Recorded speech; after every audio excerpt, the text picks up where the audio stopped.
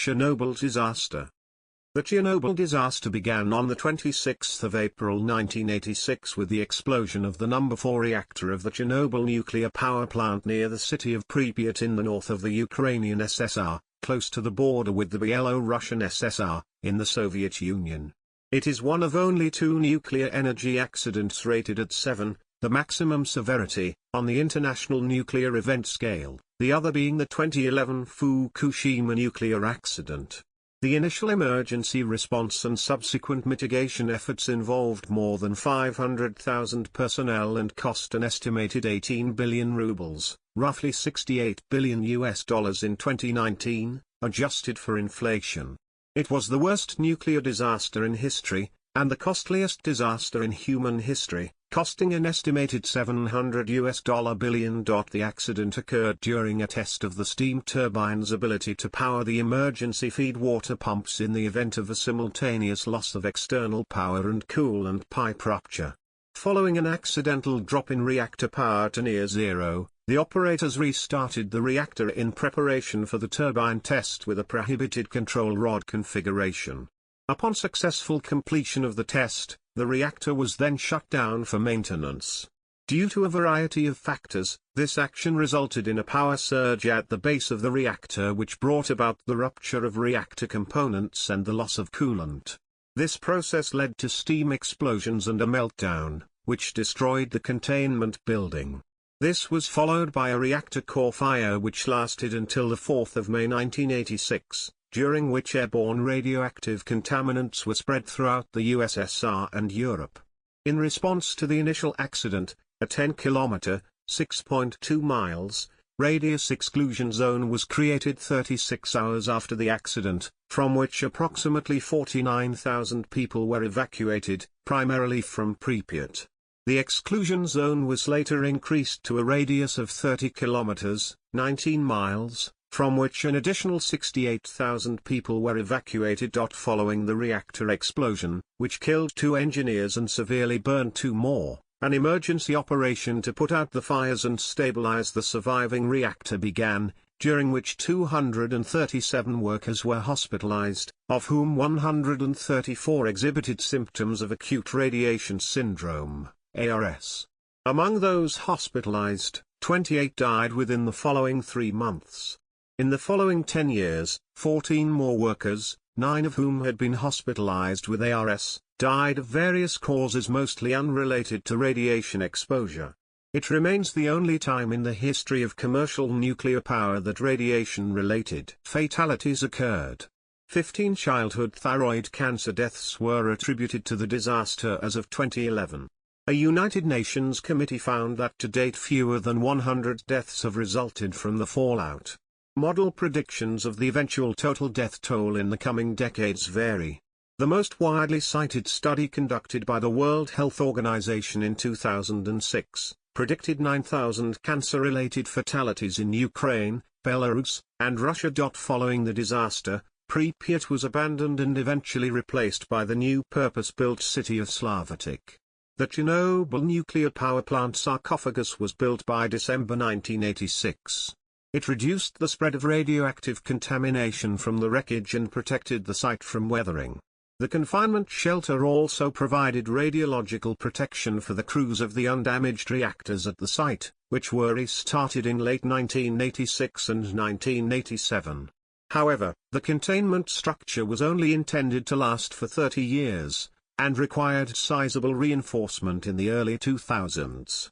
The shelter was largely supplemented in 2017 by the Chernobyl New Safe Confinement, which was constructed around the old sarcophagus structure. The new enclosure aims to enable the removal of the sarcophagus and the reactor debris while containing the radioactive materials inside, with cleanup scheduled for completion by 2065. Background: reactor cooling after shutdown. In power generating operation, most of the heat generated in a nuclear reactor by its fuel rods is derived from nuclear fission, but a significant fraction, over 6%, is derived from the radioactive decay of the accumulated fission products, a process known as decay heat. This decay heat continues for some time after the fission chain reaction has been stopped, such as following a reactor shutdown, either emergency or planned, and continued pumped circulation of coolant is essential to prevent core overheating, or in the worst case, core meltdown. RBMK reactors, like those at Chernobyl, use water as a coolant, circulated by electrically driven pumps. The coolant flow rate is considerable. Reactor number 4 had 1,661 individual fuel channels, each requiring a coolant flow of 28 cubic meters/h, 990 cubic feet/h, at full reactor power, for a total of over 45 million liters per hour, 12 million gallons per hour, for the entire reactor. In case of a total power loss at the station, each of Chernobyl's reactors had 3 backup diesel generators, but they took 60 to 75 seconds to attain full load, 15 and generate the 5.5 megawatt output required to run one main pump, 30 in the interim. Special counterweights on each pump would enable them to provide coolant via inertia, thereby bridging the gap to generator startup. However, a potential safety risk existed in the event that a station blackout occurred simultaneously with the rupture of a 600 mm, 24-in, coolant pipe, the so-called design basis accident. In this scenario, the emergency core cooling system, ECCS, is needed to pump additional water into the core, replacing coolant lost to evaporation. It had been theorized that the rotational momentum of the reactor's steam turbine could be used to generate the required electrical power to operate the ECCS via the feedwater pumps. The turbine's speed would run down as energy was taken from it, but analysis indicated that there might be sufficient energy to provide electrical power to run the coolant pumps for 45 seconds.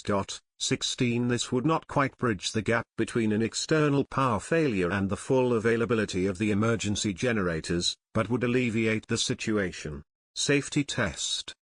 The turbine rundown energy capability still needed to be confirmed experimentally, and previous tests had ended unsuccessfully.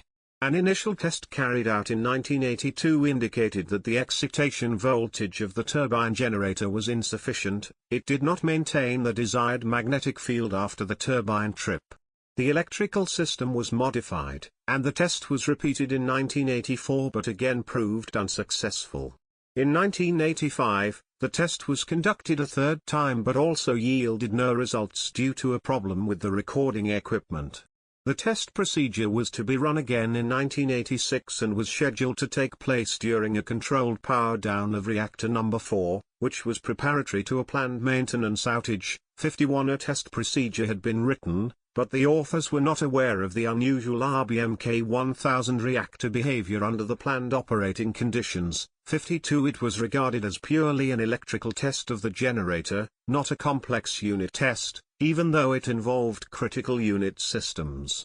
According to the regulations in place at the time, such a test did not require approval by either the Chief Design Authority for the reactor, NICIET, or the Soviet Nuclear Safety Regulator. 51 to 52 The test program called for disabling the emergency core cooling system, a passive/active system of core cooling intended to provide water to the core in a loss of coolant accident, and approval from the Chernobyl site chief engineer had been obtained according to regulations. 18 The test procedure was intended to run as follows. Test preparation. The test would take place prior to a scheduled reactor shutdown.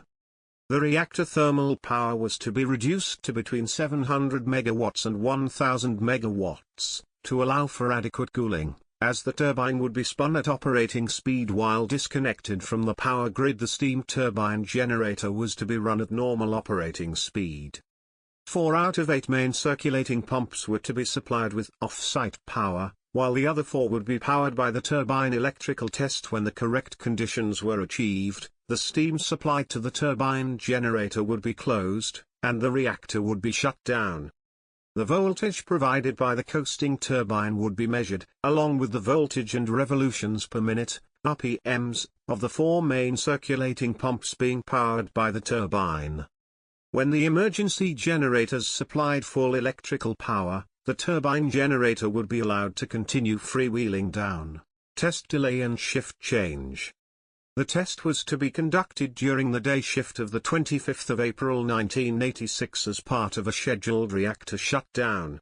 The day shift crew had been instructed in advance on the reactor operating conditions to run the test, and, in addition, a special team of electrical engineers was present to conduct the 1-minute test of the new voltage regulating system once the correct conditions had been reached. As planned, a gradual reduction in the output of the power unit began at 1:06 on the 25th of April, and the power level had reached 50% of its nominal 3,200 megawatts thermal level by the beginning of the day shift. 53 The day shift performed many unrelated maintenance tasks, and was scheduled to perform the test at 14:15. 3 preparations for the test were carried out, including the disabling of the emergency core cooling system. 53 Meanwhile, another regional power station unexpectedly went offline. At 1400 hours, 53 The Kiev electrical grid controller requested that the further reduction of Chernobyl's output be postponed, as power was needed to satisfy the peak evening demand, so the test was postponed. Soon, the day shift was replaced by the evening shift. 3 Despite the delay, the emergency core cooling system was left disabled. This system had to be disconnected via a manual isolating slide valve. 51 Which in practice meant that 2 or 3 people spent the whole shift manually turning sailboat helm-sized valve wheels, for the system would have no influence on the events that unfolded next, but allowing the reactor to run for 11 hours outside of the test without emergency protection was indicative of a general lack of safety culture. 18 At 23:04, the Kiev grid controller allowed the reactor shutdown to resume. This delay had some serious consequences. The day shift had long since departed, the evening shift was also preparing to leave, and the night shift would not take over until midnight, well into the job. According to plan, the test should have been finished during the day shift, and the night shift would only have had to maintain decay heat cooling systems in an otherwise shut down plant. 36 to 38 The night shift had very limited time to prepare for and carry out the experiment. Anatoly Dyatlov, Deputy Chief Engineer of the Chernobyl nuclear power plant, SHNPP, was present to supervise and direct the test. He was one of the test's chief authors and he was the highest-ranking individual present. Unit Shift Supervisor Alexander Akimov was in charge of the Unit 4 night shift, and Leonid Toptunov was the Senior Reactor Control Engineer responsible for the reactor's operational regimen, including the movement of the control rods. 25-year-old Toptunov had worked independently as a senior engineer for approximately 3 months. 36 to 38. Unexpected drop of the reactor power. The test plan called for a gradual decrease in reactor power to a thermal level of 700 to 1000 megawatts, and an output of 720 megawatts was reached at 0:05 on the 26th of April. 53 However, due to the reactor's production of a fission byproduct, xenon-135, which is a reaction-inhibiting neutron absorber, power continued to decrease in the absence of further operator action, a process known as reactor poisoning. In steady-state operation, this is avoided because xenon-135 is burned off as quickly as it is created from decaying iodine-135 by the absorption of neutrons from the ongoing chain reaction, becoming highly stable xenon-136. With the reactor power reduced, high quantities of previously produced iodine-135 were decaying into the neutron-absorbing xenon-135 faster than the reduced neutron flux could burn it off. Xenon poisoning in this context made reactor control more difficult, but was a predictable and well-understood phenomenon during such a power reduction. When the reactor power had decreased to approximately 500 megawatts, the reactor power control was switched from local automatic regulator, to the automatic regulators, to manually maintain the required power level. 11 AR1 then activated, removing all 4 of R1's control rods automatically, but AR2 failed to activate due to an imbalance in its ionization chambers. In response, Toptunov reduced power to stabilize the automatic regulator's ionization sensors. The result was a sudden power drop to an unintended near-shutdown state, with a power output of 30 megawatts thermal or less. The exact circumstances that caused the power drop are unknown. Most reports attribute the power drop to top tune-off error, but Dyatlov reported that it was due to a fault in the AR2 system. 11. The reactor was now producing only 5% of the minimum initial power level prescribed for the test. 73. This low reactivity inhibited the burn-off of xenon-135, 6 within the reactor core and hindered the rise of reactor power. To increase power, control room personnel removed numerous control rods from the reactor. Several minutes elapsed before the reactor was restored to 160 megawatts at 0:39, at which point most control rods were at their upper limits, but the rod configuration was still within its normal operating limit, with operational reactivity margin, ORM, equivalent to having more than 15 rods inserted. Over the next 20 minutes, reactor power would be increased further to 200 megawatts. 73. The operation of the reactor at the low power level, and high poisoning level, was accompanied by unstable core temperatures and coolant flow, and, possibly, by instability of neutron flux. The control room received repeated emergency signals regarding the low levels in one half of the steam/water separator drums, with accompanying drum separator pressure warnings. In response, personnel triggered several rapid influxes of feed water. Relief valves opened to relieve excess steam into a turbine condenser. Reactor conditions priming the accident. When a power level of 200 megawatts was reattained, preparation for the experiment continued, although the power level was much lower than the prescribed 700 megawatts. As part of the test program, 2 additional main circulating, coolant, pumps were activated at 1:05. The increased coolant flow lowered the overall core temperature and reduced the existing steam voids in the core. Because water absorbs neutrons better than steam, the neutron flux and reactivity decreased. The operators responded by removing more manual control rods to maintain power. It was around this time that the number of control rods inserted in the reactor fell below the required value of 15. This was not apparent to the operators, because the RBMK did not have any instruments capable of calculating the inserted rod worth in real time. The combined effect of these various actions was an extremely unstable reactor configuration. Nearly all of the 211 control rods had been extracted, and excessively high coolant flow rates meant that the water had less time to cool between trips through the core, therefore entering the reactor very close to the boiling point. Unlike other light water reactor designs, the RBMK design at that time had a positive void coefficient of reactivity at typical fuel burn-up levels. This meant that the formation of steam bubbles, voids, from boiling cooling water intensified the nuclear chain reaction owing to voids having lower neutron absorption than water. Unknown to the operators, the void coefficient was not counterbalanced by other reactivity effects in the given operating regime, meaning that any increase in boiling would produce more steam voids which further intensified the chain reaction, leading to a positive feedback loop. Given this characteristic, reactor number 4 was now at risk of a runaway increase in its core power with nothing to restrain it. The reactor was now very sensitive to the regenerative effect of steam voids on reactor power. 3:14. Accident. Test execution. At 1:23 and 4 seconds, the test began.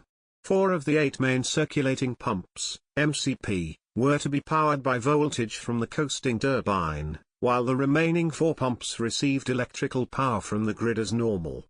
The steam to the turbines was shut off, beginning a rundown of the turbine generator. The diesel generators started and sequentially picked up loads. The generators were to have completely picked up the MCP's power needs by 1:23 and 43 seconds. As the momentum of the turbine generator decreased, so did the power it produced for the pumps. The water flow rate decreased, leading to increased formation of steam voids in the coolant flowing up through the fuel pressure tubes. 8. Reactor shutdown and power excursion. At 1:23 and 40 seconds, as recorded by the SCALA centralized control system, a SCRAM, emergency shutdown, of the reactor was initiated as the experiment was wrapping up.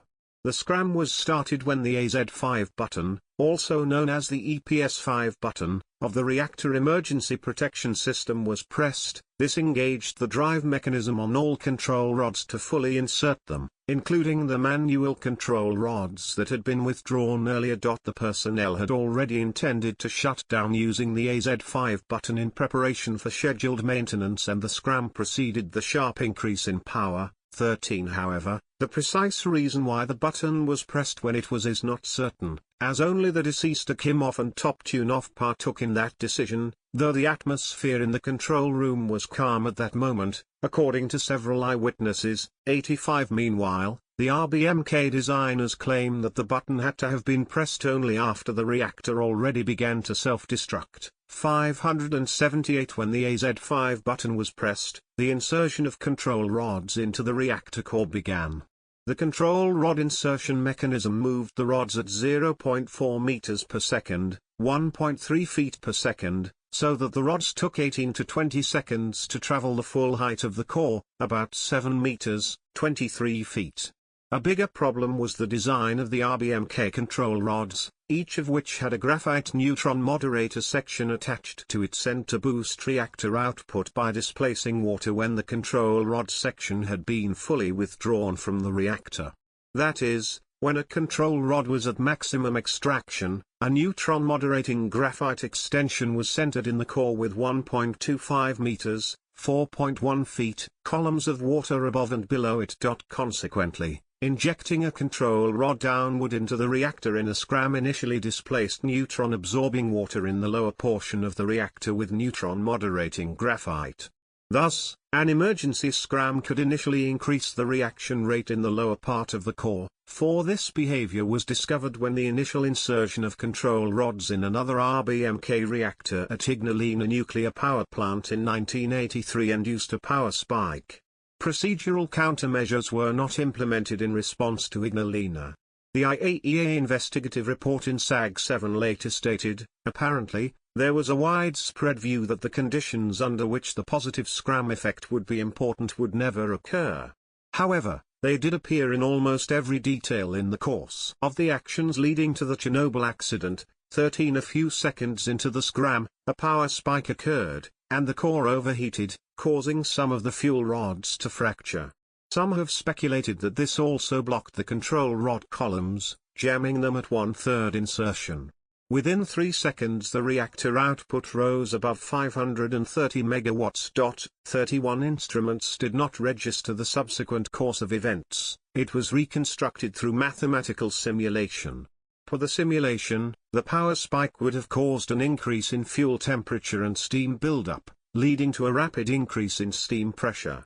This caused the fuel cladding to fail, releasing the fuel elements into the coolant and rupturing the channels in which these elements were located. Steam explosions.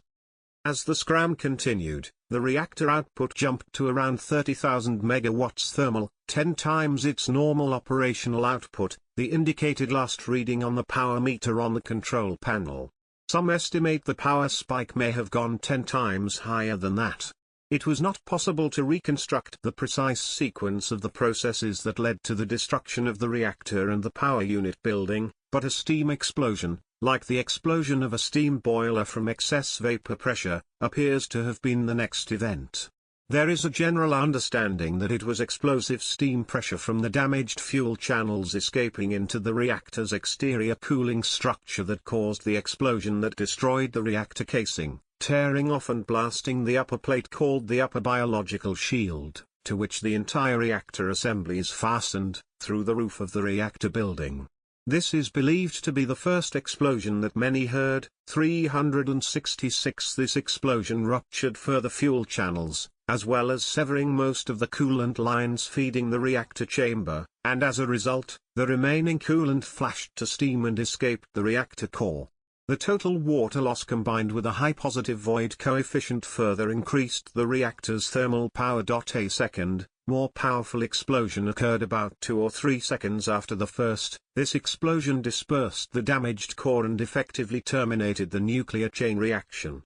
This explosion also compromised more of the reactor containment vessel and ejected hot lumps of graphite moderator. The ejected graphite and the demolished channels still in the remains of the reactor vessel caught fire on exposure to air, significantly contributing to the spread of radioactive fallout and the contamination of outlying areas. The explosion is estimated to have had the power equivalent of 225 tons of TNT according to observers outside Unit 4, burning lumps of material and sparks shot into the air above the reactor. Some of them fell onto the roof of the machine hall and started a fire. About 25% of the red-hot graphite blocks and overheated material from the fuel channels was ejected.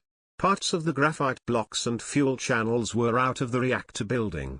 As a result of the damage to the building, an airflow through the core was established by the core's high temperature. The air ignited the hot graphite and started a graphite fire. 32 After the larger explosion, several employees at the power station went outside to get a clearer view of the extent of the damage. One such survivor, Alexander Yushchenko, said that once he stepped out and looked up towards the reactor hall, he saw a very beautiful laser-like beam of blue light caused by the ionized air glow that appeared to be flooding up into infinity. There were initially several hypotheses about the nature of the second explosion. One view was that the second explosion was caused by the combustion of hydrogen, which had been produced either by the overheated steam zirconium reaction or by the reaction of red-hot graphite with steam that produced hydrogen and carbon monoxide. Another hypothesis, by Konstantin Checherov, published in 1998, was that the second explosion was a thermal explosion of the reactor due to the uncontrollable escape of fast neutrons caused by the complete water loss in the reactor core. Crisis management. Fire containment. Contrary to safety regulations, bitumen, a combustible material, had been used in the construction of the roof of the reactor building and the turbine hall.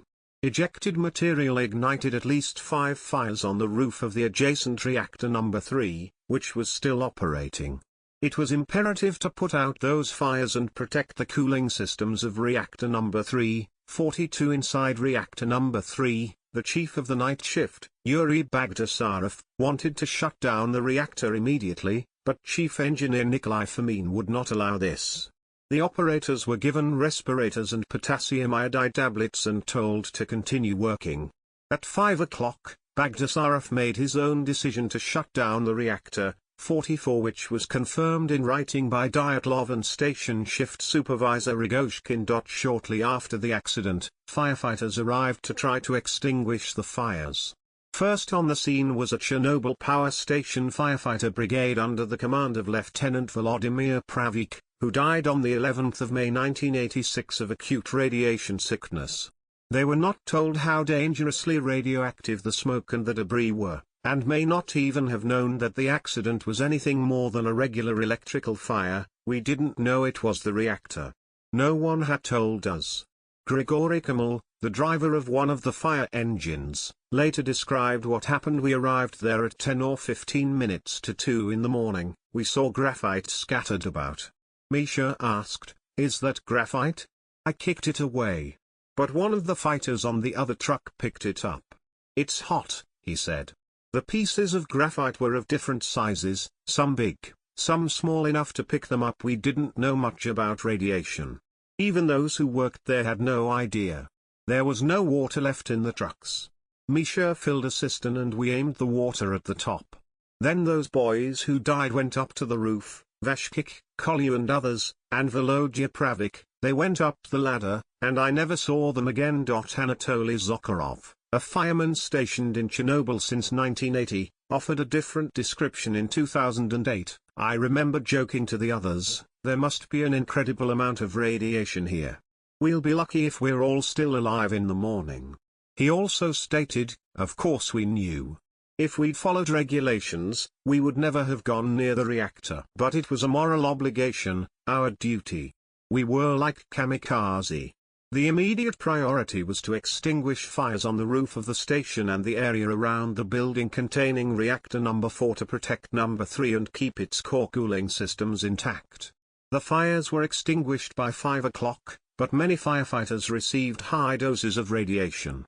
The fire inside reactor number 4 continued to burn until the 10th of May 1986. It is possible that well over half of the graphite burned out. 73 It was thought by some that the core fire was extinguished by a combined effort of helicopters dropping more than 5,000 tons, 11 million pounds, of sand, lead, clay, and neutron-absorbing boron onto the burning reactor.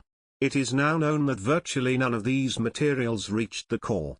Historians estimate that about 600 Soviet pilots risked dangerous levels of radiation to fly the thousands of flights needed to cover reactor number 4 in this attempt to seal off radiation. From eyewitness accounts of the firefighters involved before they died, as reported on the CBC television series Witness, one described his experience of the radiation as tasting like metal, and feeling a sensation similar to that of pins and needles all over his face.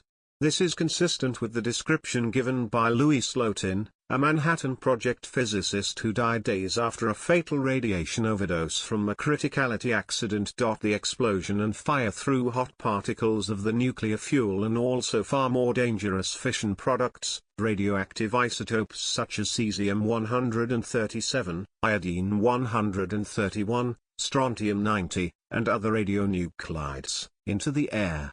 The residents of the surrounding area observed the radioactive cloud on the night of the explosion. Radiation levels.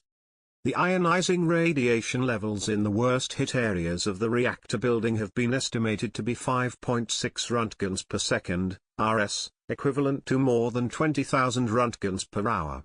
A lethal dose is around 500 roentgens, 5 Gray, G, in modern radiation units, over 5 hours. So in some areas, unprotected workers received fatal doses in less than a minute.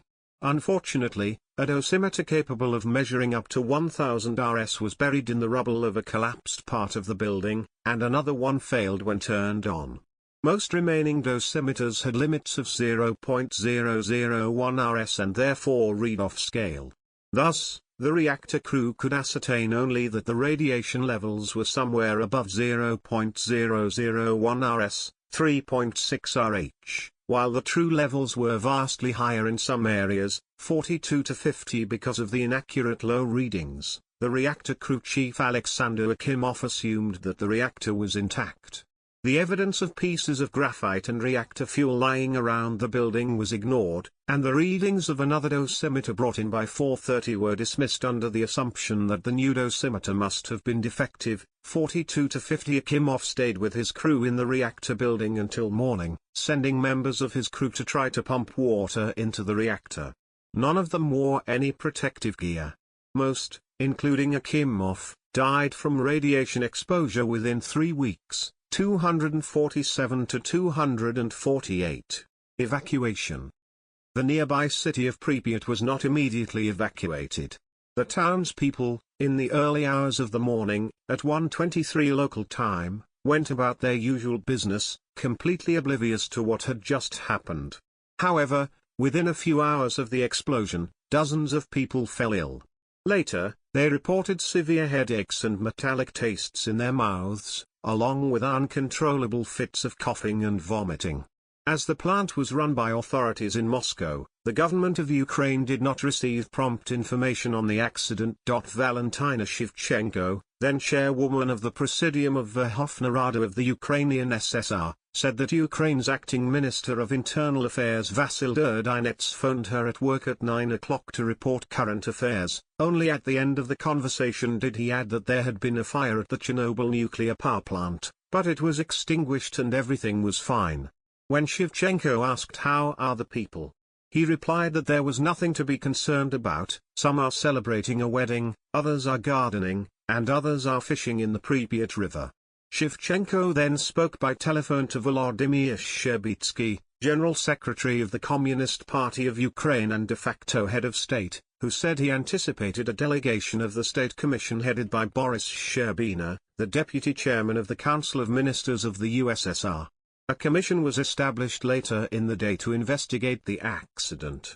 It was headed by Valery Legasov, first deputy director of the Kurchatov Institute of Atomic Energy, and included leading nuclear specialist Evgeny Velikov, hydrometeorologist Yuri Israel, radiologist Leonid Ilyin, and others.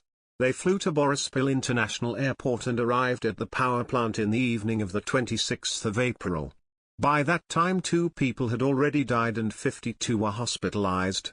The delegation soon had ample evidence that the reactor was destroyed and extremely high levels of radiation had caused a number of cases of radiation exposure. In the early daylight hours of the 27th of April, they ordered the evacuation of Pripyat.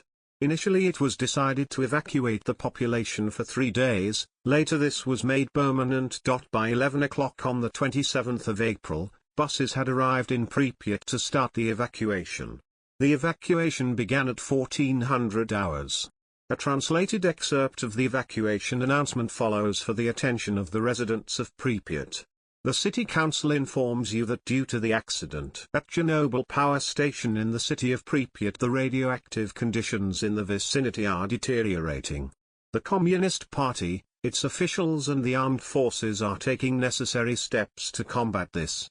Nevertheless, with the view to keep people as safe and healthy as possible, the children being top priority, we need to temporarily evacuate the citizens in the nearest towns of Kiev region. For these reasons, starting from the 27th of April 1986, 1400 hours each apartment block will be able to have a bus at its disposal, supervised by the police and the city officials. It is highly advisable to take your documents, some vital personal belongings and a certain amount of food, just in case, with you. The senior executives of public and industrial facilities of the city has decided on the list of employees needed to stay in Pripyat to maintain these facilities in a good working order. All the houses will be guarded by the police during the evacuation period. Comrades, leaving your residences temporarily, please make sure you have turned off the lights, electrical equipment and water and shut the windows. Please keep calm and orderly in the process of this short-term evacuation. To expedite the evacuation, residents were told to bring only what was necessary, and that they would remain evacuated for approximately 3 days. As a result, most personal belongings were left behind, and residents were only allowed to recover certain items after months had passed. By 1500 hours, 53,000 people were evacuated to various villages of the Kiev region. The next day, talks began for evacuating people from the 10-kilometer (6.2 miles) zone. 10 days after the accident, the evacuation area was expanded to 30 kilometers, 19 miles, 115, 120 to 121. The Chernobyl nuclear power plant exclusion zone has remained ever since, although its shape has changed and its size has been expanded. The surveying and detection of isolated fallout hotspots outside this zone over the following year eventually resulted in 135,000 long-term evacuees in total agreeing to be moved. The years between 1986 and 2000 saw the near tripling in the total number of permanently resettled persons from the most severely contaminated areas to approximately 350,000. Official announcement. Evacuation began 1.5 days before the accident was publicly acknowledged by the Soviet Union. In the morning of the 28th of April, radiation levels set off alarms at the Forsmark nuclear power plant in Sweden, over 1,000 kilometers, 620 miles, from the Chernobyl plant. Workers at Forsmark reported the case to the Swedish Radiation Safety Authority, which determined that the radiation had originated elsewhere. That day, the Swedish government contacted the Soviet government to inquire about whether there had been a nuclear accident in the Soviet Union. The Soviets initially denied it, and it was only after the Swedish government suggested they were about to file an official alert with the International Atomic Energy Agency, that the Soviet government admitted that an accident had taken place at Chernobyl. At first, the Soviets only conceded that a minor accident had occurred, but once they began evacuating more than 100,000 people, the full scale of the situation was realized by the global community. At 21:02 the evening of the 28th of April, a 20-second announcement was read in the TV news program Premiere. There has been an accident at the Chernobyl nuclear power plant. One of the nuclear reactors was damaged. The effects of the accident are being remedied. Assistance has been provided for any affected people. An investigative commission has been set up. This was the entire announcement, and the first time the Soviet Union officially announced a nuclear accident. The Telegraph Agency of the Soviet Union, TASS, then discussed the 3 Mile Island accident and other American nuclear accidents, which Serge Memin of the New York Times wrote was an example of the common Soviet tactic of whataboutism. The mention of a commission also indicated to observers the seriousness of the incident, and subsequent state radio broadcasts were replaced with classical music, which was a common method of preparing the public for an announcement of a tragedy in the USSR. Around the same time, ABC News released its report about the disaster. Shevchenko was the first of the Ukrainian state top officials to arrive at the disaster site early on the 28th of April. There she spoke with members of medical staff and people, who were calm and hopeful that they could soon return to their homes. Shevchenko returned home near midnight, stopping at a radiological checkpoint in Vilcha, one of the first that were set up soon after the accident. There was a notification from Moscow that there was no reason to postpone the 1st of May International Workers' Day celebrations in Kiev, including the annual parade, but on the 30th of April a meeting of the Political Bureau of the Central Committee of the CPSU took place to discuss the plan for the upcoming celebration. Scientists were reporting that the radiological background level in Kiev was normal. At the meeting, which was finished at 1800 hours, it was decided to shorten celebrations from the regular 3.5 to 4 hours to under 2 hours. Several buildings in Pripyat were officially kept open after the disaster to be used by workers still involved with the plant. These included the Jupiter factory, which closed in 1996, and the Azure swimming pool, used by the Chernobyl liquidators for recreation during the cleanup, which closed in 1998. Core meltdown risk mitigation. Bubbler pools. 2 floors of bubbler pools beneath the reactor served as a large water reservoir for the emergency cooling pumps and as a pressure suppression system capable of condensing steam in case of a small broken steam pipe. The 3rd floor above them, below the reactor, served as a steam tunnel. The steam released by a broken pipe was supposed to enter the steam tunnel and be led into the pools to bubble through a layer of water. After the disaster, the pools and the basement were flooded because of ruptured cooling water pipes and accumulated firefighting water. The smoldering graphite, fuel and other material, at more than 1,200 degrees Celsius, 2,190 degrees Fahrenheit, started to burn through the reactor floor and mixed with molten concrete from the reactor lining, creating corium, a radioactive semi-liquid material comparable to lava. It was feared that if this mixture melted through the floor into the pool of water, the resulting steam production would further contaminate the area or even cause a steam explosion, ejecting more radioactive material from the reactor. It became necessary to drain the pool. These fears ultimately proved unfounded, since corium began dripping harmlessly into the flooded bubbler pools before the water could be removed. The molten fuel hit the water and cooled into a light brown ceramic pumice, whose low density allowed the substance to float on the water's surface. Unaware of this fact, the government commission directed that the bubbler pools be drained by opening its sluice gates. The valves controlling it, however, were located in a flooded corridor in a subterranean annex adjacent to the reactor building. Volunteers in diving suits and respirators, for protection against radioactive aerosols, and equipped with dosimeters, entered the knee-deep radioactive water and managed to open the valves.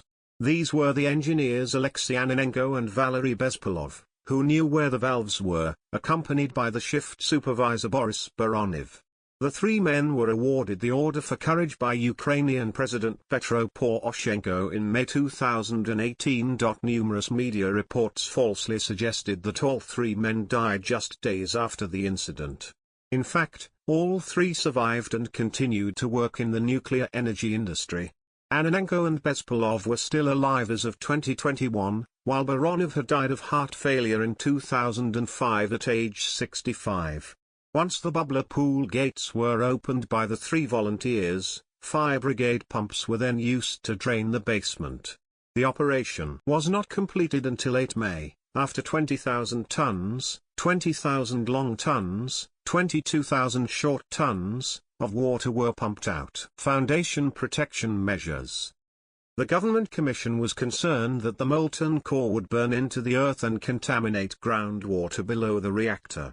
To reduce the likelihood of this, it was decided to freeze the earth beneath the reactor, which would also stabilize the foundations. Using oil well drilling equipment, the injection of liquid nitrogen began on the 4th of May. It was estimated that 25 tons, 55,000 pounds, of liquid nitrogen per day would be required to keep the soil frozen at -100 degrees Celsius, -148 degrees Fahrenheit, 59. This idea was quickly scrapped. As an alternative, subway builders and coal miners were deployed to excavate a tunnel below the reactor to make room for a cooling system. The final makeshift design for the cooling system was to incorporate a coiled formation of pipes cooled with water and covered on top with a thin thermally conductive graphite layer. The graphite layer as a natural refractory material would prevent the concrete above from melting. This graphite cooling plate layer was to be encapsulated between two concrete layers, each 1 meter, 3 feet 3 in, thick for stabilization. This system was designed by Leonid Bolshov, the director of the Institute for Nuclear Safety and Development formed in 1988. Bolshov's graphite concrete sandwich would be similar in concept to later core catchers that are now part of many nuclear reactor designs. Bolshov's graphite cooling plate, alongside the prior nitrogen injection proposal, were not used following the drop in aerial temperatures and indicative reports that the fuel melt had stopped. It was later determined that the fuel had flowed 3 floors, with a few cubic meters coming to rest at ground level. The precautionary underground channel with its active cooling was therefore deemed redundant, as the fuel was self-cooling. The excavation was then simply filled with concrete to strengthen the foundation below the reactor. Immediate site and area remediation. Debris removal. In the months after the explosion, attention turned to removing the radioactive debris from the roof. While the worst of the radioactive debris had remained inside what was left of the reactor, it was estimated that there was approximately 100 tons of debris on that roof which had to be removed to enable the safe construction of the sarcophagus, a concrete structure that would entomb the reactor and reduce radioactive dust being released into the atmosphere. The initial plan was to use robots to clear the debris off the roof. The Soviets used approximately 60 remote-controlled robots, most of them built in the Soviet Union itself. Many failed due to the difficult terrain, combined with the effect of high radiation fields on their batteries and electronic controls. In 1987, Valery Legasov, first deputy director of the Kurchatov Institute of Atomic Energy in Moscow, said, "We learned that robots are not the great remedy for everything. Where there was very high radiation, the robot ceased to be a robot, the electronics quit working." Consequently, the most highly radioactive materials were shoveled by Chernobyl liquidators from the military wearing heavy protective gear, dubbed biorobots. These soldiers could only spend a maximum of 40 to 90 seconds working on the rooftops of the surrounding buildings because of the extremely high doses of radiation given off by the blocks of graphite and other debris. Only 10% of the debris cleared from the roof was performed by robots, the other 90% was removed by 3,828 men who absorbed, on average, an estimated dose of 25 rem, 250 millisieverts, of radiation each. Construction of the sarcophagus. With the extinguishing of the open-air reactor fire, the next step was to prevent the spread of contamination. This could be due to wind action which could carry away loose contamination, and by birds which could land within the wreckage and then carry contamination elsewhere. In addition, rainwater could wash contamination away from the reactor area and into the subsurface water table, where it could migrate outside the site area. Rainwater falling on the wreckage could also weaken the remaining reactor structure by accelerating corrosion of steelwork. A further challenge was to reduce the large amount of emitted gamma radiation, which was a hazard to the workforce operating the adjacent reactor number 3. The solution chosen was to enclose the wrecked reactor by the construction of a huge composite steel and concrete shelter, which became known as the sarcophagus. It had to be erected quickly and within the constraints of high levels of ambient gamma radiation. The design started on the 20th of May 1986, 24 days after the disaster, and construction was from June to late November. This major construction project was carried out under the very difficult circumstances of high levels of radiation both from the core remnants and the deposited radioactive contamination around it.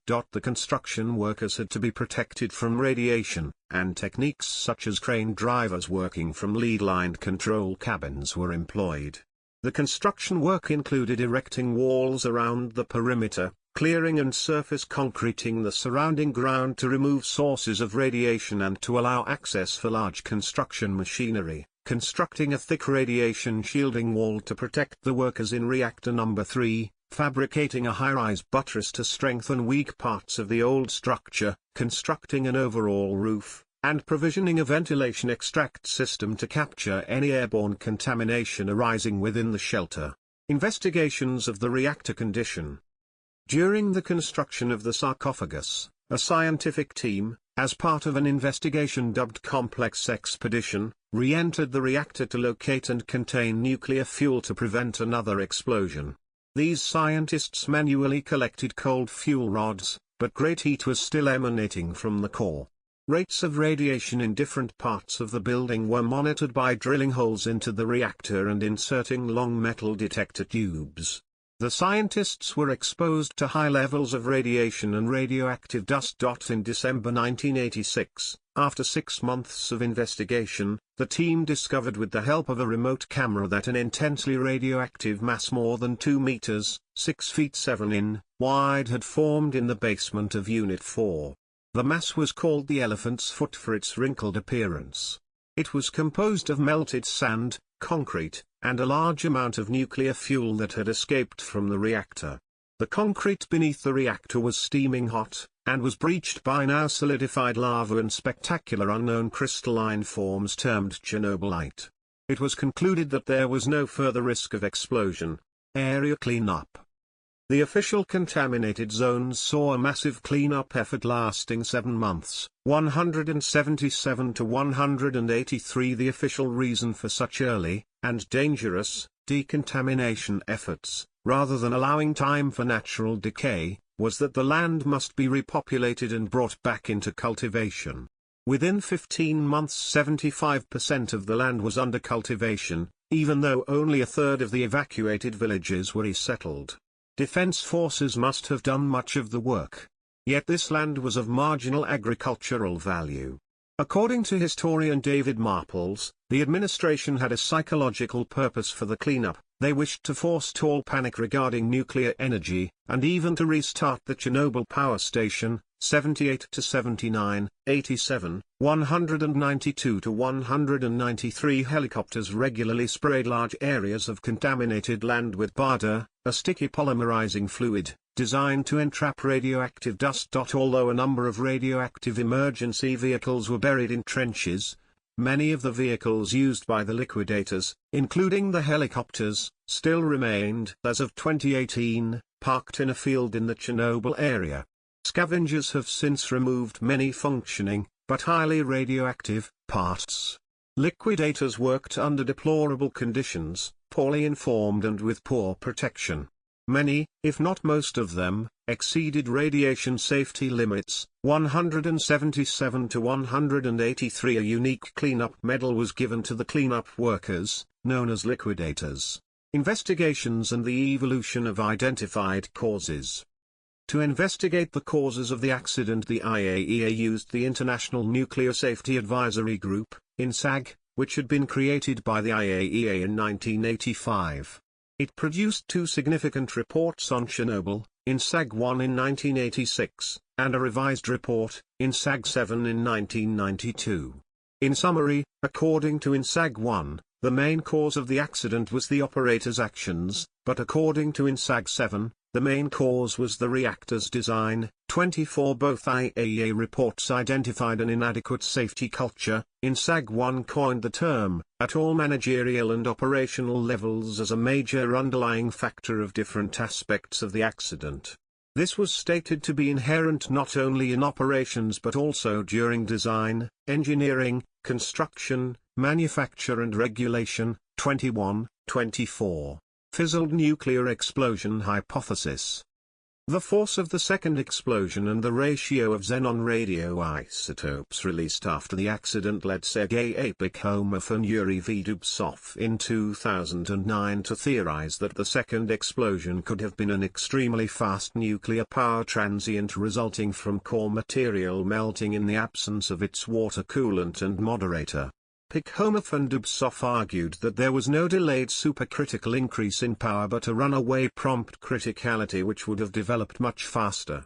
He felt the physics of this would be more similar to the explosion of a fizzled nuclear weapon, and it produced the second explosion. Their evidence came from Chernobyl, a city 1,000 kilometers, 620 miles, northeast of Chernobyl, where physicists from the V.G. Klopin Radium Institute measured anomalous high levels of xenon-135, a short half-life isotope, 4 days after the explosion.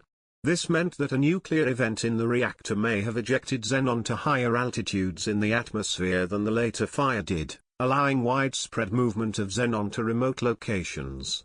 This was an alternative to the more accepted explanation of a positive feedback power excursion where the reactor disassembled itself by steam explosion. The energy released by the second explosion, which produced the majority of the damage, was estimated by Pikhomov and Dubtsov to be at 40 billion joules, the equivalent of about 10 tons of TNT. Pikhomov and Dubtsov's nuclear fizzle hypothesis was examined in 2017 by Lars-Erik de Geer, Krista Persson, and Henning Roddy, who put the hypothesized fizzle event as the more probable cause of the first explosion. Both analyses argue that the nuclear fizzle event, whether producing the second or first explosion, consisted of a prompt chain reaction that was limited to a small portion of the reactor core, since self-disassembly occurs rapidly in fizzle events. De Geer, Persson and Roddy commented, "We believe that thermal neutron-mediated nuclear explosions at the bottom of a number of fuel channels in the reactor caused a jet of debris to shoot upwards through the refueling tubes. This jet then rammed the tube's 350 kg plugs, continued through the roof and traveled into the atmosphere to altitudes of 2.5 to 3 km where the weather conditions provided a route to Chernobyl. The steam explosion which ruptured the reactor vessel occurred some 2.7 seconds later. This second explosion was estimated by the authors to have had the power equivalent of 225 tons of TNT, release and spread of radioactive materials. Although it is difficult to compare releases between the Chernobyl accident and a deliberate airburst nuclear detonation, it has nevertheless been estimated that about 400 times more radioactive material was released from Chernobyl than by the atomic bombing of Hiroshima and Nagasaki together. However, the Chernobyl accident only released about 1/100th to 1,000th of the total amount of radioactivity released during nuclear weapons testing at the height of the Cold War, the wide estimate being due to the different abundances of isotopes released. At Chernobyl, approximately 100,000 square kilometers, 39,000 square miles, of land was significantly contaminated with fallout, with the worst hit regions being in Belarus, Ukraine, and Russia. Lower levels of contamination were detected over all of Europe except for the Iberian Peninsula. Most of the fallout with radioactive dust particles was released during the first 10 days after the accident. By around the 2nd of May, a radioactive cloud had reached the Netherlands and Belgium. The initial evidence that a major release of radioactive material was affecting other countries came not from Soviet sources, but from Sweden. On the morning of the 28th of April, workers at the Forsmark nuclear power plant in central Sweden, approximately 1,100 kilometers, 680 miles, from the Chernobyl site, were found to have radioactive particles on their clothes, except they had this whenever they came to work rather than when exiting. It was Sweden's elevated radioactivity level, detected at noon on the 28th of April that, having been determined as not caused by a leak at the Swedish plant, first suggested a serious nuclear problem originating from the Western Soviet Union. The evacuation of Pripyat on the 27th of April had been silently completed without the disaster being declared outside the Soviet Union. A rise in radiation levels in the subsequent days had also been measured in Finland, but a civil service strike delayed the response and publication. Contamination from the Chernobyl accident was scattered irregularly depending on weather conditions, much of it deposited on mountainous regions such as the Alps, the Welsh Mountains and the Scottish Highlands, where adiabatic cooling caused radioactive rainfall. The resulting patches of contamination were often highly localized, and localized water flows contributed to large variations in radioactivity over small areas. Sweden and Norway also received heavy fallout when the contaminated air collided with a cold front, bringing rain, 43 to 44, 78. There was also groundwater contamination. Rain was deliberately seeded over 10,000 square kilometers, 3,900 square miles, of Belarus by the Soviet Air Force to remove radioactive particles from clouds heading toward highly populated areas. Heavy, black-colored rain fell on the city of Gomel. Reports from Soviet and Western scientists indicate that the Belarusian SSR received about 60% of the contamination that fell on the former Soviet Union. However, the 2006 Torch report stated that up to half of the volatile particles had actually landed outside the former USSR area currently making up Ukraine, Belarus, and Russia. An unconnected large area in Russian SFSR south of Bryansk was also contaminated, as were parts of northwestern Ukrainian SSR. Studies in surrounding countries indicate that more than 1 million people could have been affected by radiation. 2016 data from a long-term monitoring program, the Korma Report 2, showed a decrease in internal radiation exposure of the inhabitants of a region in Belarus close to Gomel. Resettlement may now be possible in prohibited areas provided that people comply with appropriate dietary rules. In Western Europe, precautionary measures taken in response to the radiation included banning the importation of certain foods. A 2006 study by the French Society for Nuclear Energy found that contamination was relatively limited, diminishing from west to east, such that a hunter consuming 40 kilograms of contaminated wild boar in 1997 would be exposed to about 1 millisievert. Relative isotopic abundances. The Chernobyl release was characterized by the physical and chemical properties of the radioisotopes in the core. Particularly dangerous were the highly radioactive fission products, those with high nuclear decay rates that accumulate in the food chain, such as some of the isotopes of iodine, cesium and strontium. Iodine-131 was and cesium-137 remains the two most responsible for the radiation exposure received by the general population. Detailed reports on the release of radioisotopes from the site were published in 1989 and 1995, with the latter report updated in 2002. At different times after the accident, different isotopes were responsible for the majority of the external dose. The remaining quantity of any radioisotope, and therefore the activity of that isotope, after 7 decay half-lives have passed, is less than 1% of its initial magnitude, and it continues to reduce beyond 0.78% after 7 half-lives to 0.10% remaining after 10 half-lives have passed and so on. Some radionuclides have decay products that are likewise radioactive, which is not accounted for here.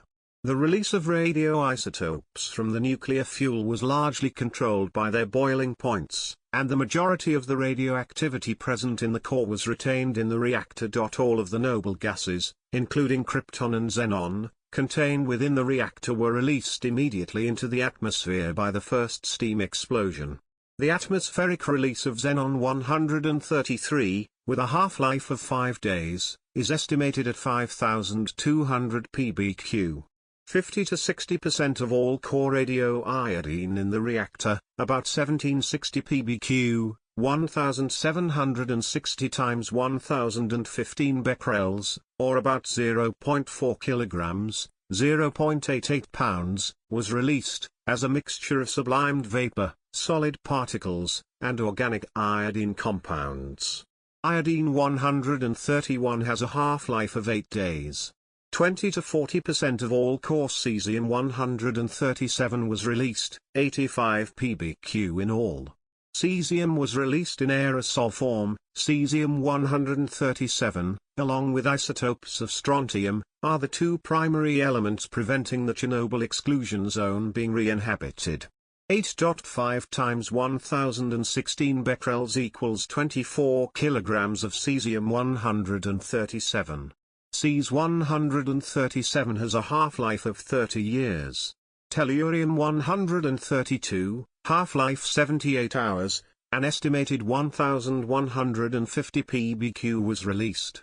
An early estimate for total nuclear fuel material released to the environment was 3 ± 1.5%, this was later revised to 3.5 ± 0.5%. This corresponds to the atmospheric emission of 6 tons, 5.9 long tons, 6.6 short tons, of fragmented fuel. Two sizes of particles were released, small particles of 0.3 to 1.5 micrometers, each an individually unrecognizable small dust or smog-sized particulate matter, and larger settling dust-sized particles that therefore were quicker to fall out of the air, of 10 micrometers in diameter. These larger particles contained about 80% to 90% of the released high boiling point or non-volatile radioisotopes, zirconium-95, niobium-95, lanthanum-140, cerium-144 and the transuranic elements, including neptunium, plutonium and the minor actinides, embedded in a uranium oxide matrix. The dose that was calculated is the relative external gamma dose rate for a person standing in the open. The exact dose to a person in the real world who would spend most of their time sleeping indoors in a shelter and then venturing out to consume an internal dose from the inhalation or ingestion of a radioisotope, requires a personnel-specific radiation dose reconstruction analysis and whole-body count exams, of which 16,000 were conducted in Ukraine by Soviet medical personnel in 1987. Environmental impact. Water bodies. The Chernobyl nuclear power plant is located next to the Pripyat River, which feeds into the Dnieper reservoir system, one of the largest surface water systems in Europe, which at the time supplied water to Kiev's 2.4 million residents, and was still in spring flood when the accident occurred. The radioactive contamination of aquatic systems therefore became a major problem in the immediate aftermath of the accident. In the most affected areas of Ukraine, levels of radioactivity, particularly from radionuclides 131I, 137 CS and 90 SR, in drinking water caused concern during the weeks and months after the accident. Guidelines for levels of radioiodine in drinking water were temporarily raised to 3,700 becquerels/L, allowing most water to be reported as safe. Officially it was stated that all contaminants had settled to the bottom in an insoluble phase and would not dissolve for 800 to 1,000 years. 64 a year after the accident it was announced that even the water of the Chernobyl plant's cooling pond was within acceptable norms. Despite this, 2 months after the disaster the Kiev water supply was switched from the Dnieper to the Desna River. 64 to 65 Meanwhile, massive silt traps were constructed, along with an enormous 30-meter, 98 feet, deep underground barrier to prevent groundwater from the destroyed reactor entering the Pripyat River. 65 to 67 Groundwater was not badly affected by the Chernobyl accident since radionuclides with short half-lives decayed away long before they could affect groundwater supplies, and longer-lived radionuclides such as radiocesium and radiostrontium were adsorbed to surface soils before they could transfer to groundwater. However, significant transfers of radionuclides to groundwater have occurred from waste disposal sites in the 30 kilometers, 19 miles, exclusion zone around Chernobyl. Although there is a potential for transfer of radionuclides from these disposal sites off-site, i.e. out of the 30 kilometers, 19 miles, exclusion zone, the IAEA Chernobyl report argues that this is not significant in comparison to current levels of washout of surface deposited radioactivity. Bioaccumulation of radioactivity in fish resulted in concentrations, both in Western Europe and in the former Soviet Union, that in many cases were significantly above guideline maximum levels for consumption. Guideline maximum levels for radiocesium in fish vary from country to country but are approximately 1000 becquerels/kg in the European Union. In the Kiev reservoir in Ukraine, concentrations in fish were in the range of 3000 becquerels/kg during the first few years after the accident. In small closed lakes in Belarus and the Bryansk region of Russia, concentrations in a number of fish species varied from 100 to 60,000 becquerels/kg during the period 1990 to 1992. The contamination of fish caused short-term concern in parts of the UK and Germany, and in the long term, years rather than months, in the affected areas of Ukraine, Belarus, and Russia as well as in parts of Scandinavia. Chernobyl's radiocesium deposits were used to calibrate sedimentation samples from Lake Katynar in Syria. The 137.55 CS provides a sharp, maximal data point in radioactivity of the core sample at the 1986 depth, and acts as a date check on the depth of the 210.82 petabits. In the core sample, flora, fauna, and funga. After the disaster, 4 square kilometers, 1.5 square miles, of pine forest directly downwind of the reactor turned reddish-brown and died, earning the name of the Red Forest. Some animals in the worst-hit areas also died or stopped reproducing. Most domestic animals were removed from the exclusion zone, but horses left on an island in the Pripyat River 6 kilometers, 4 miles, from the power plant died when their thyroid glands were destroyed by radiation doses of 150 to 200 sieverts. Some cattle on the same island died, and those that survived were stunted because of thyroid damage. The next generation appeared to be normal. The mutation rates for plants and animals have increased by a factor of 20 because of the release of radionuclides from Chernobyl. There is evidence for elevated mortality rates and increased rates of reproductive failure in contaminated areas, consistent with the expected frequency of deaths due to mutations. On farms in Narodychi Raion of Ukraine, it is claimed that from 1986 to 1990 nearly 350 animals were born with gross deformities such as missing or extra limbs, missing eyes, heads or ribs, or deformed skulls. In comparison, only 3 abnormal births had been registered in the 5 years prior. Subsequent research on microorganisms, while limited, suggests that in the aftermath of the disaster, bacterial and viral specimens exposed to the radiation, including Mycobacterium tuberculosis, herpes virus, cytomegalovirus, hepatitis-causing viruses, and tobacco mosaic virus, underwent rapid changes. Activations of soil micromycetes have been reported. It is currently unclear how these changes in species with rapid reproductive turnover, which were not destroyed by the radiation but instead survived, will manifest in terms of virulence, drug resistance, immune evasion, and so on. A paper in 1998 reported the discovery of an Escherichia coli mutant that was hyper-resistant to a variety of DNA-damaging elements, including X-ray radiation, UVC, and 4-nitroquinolene-1 oxide, 4-NQO. Cladosporium spherospermum, a species of fungus that has thrived in the Chernobyl-contaminated area, has been investigated for the purpose of using the fungus' particular melanin to protect against high radiation environments, such as space travel. The disaster has been described by lawyers, academics and journalists as an example of ecocide. Human food chain.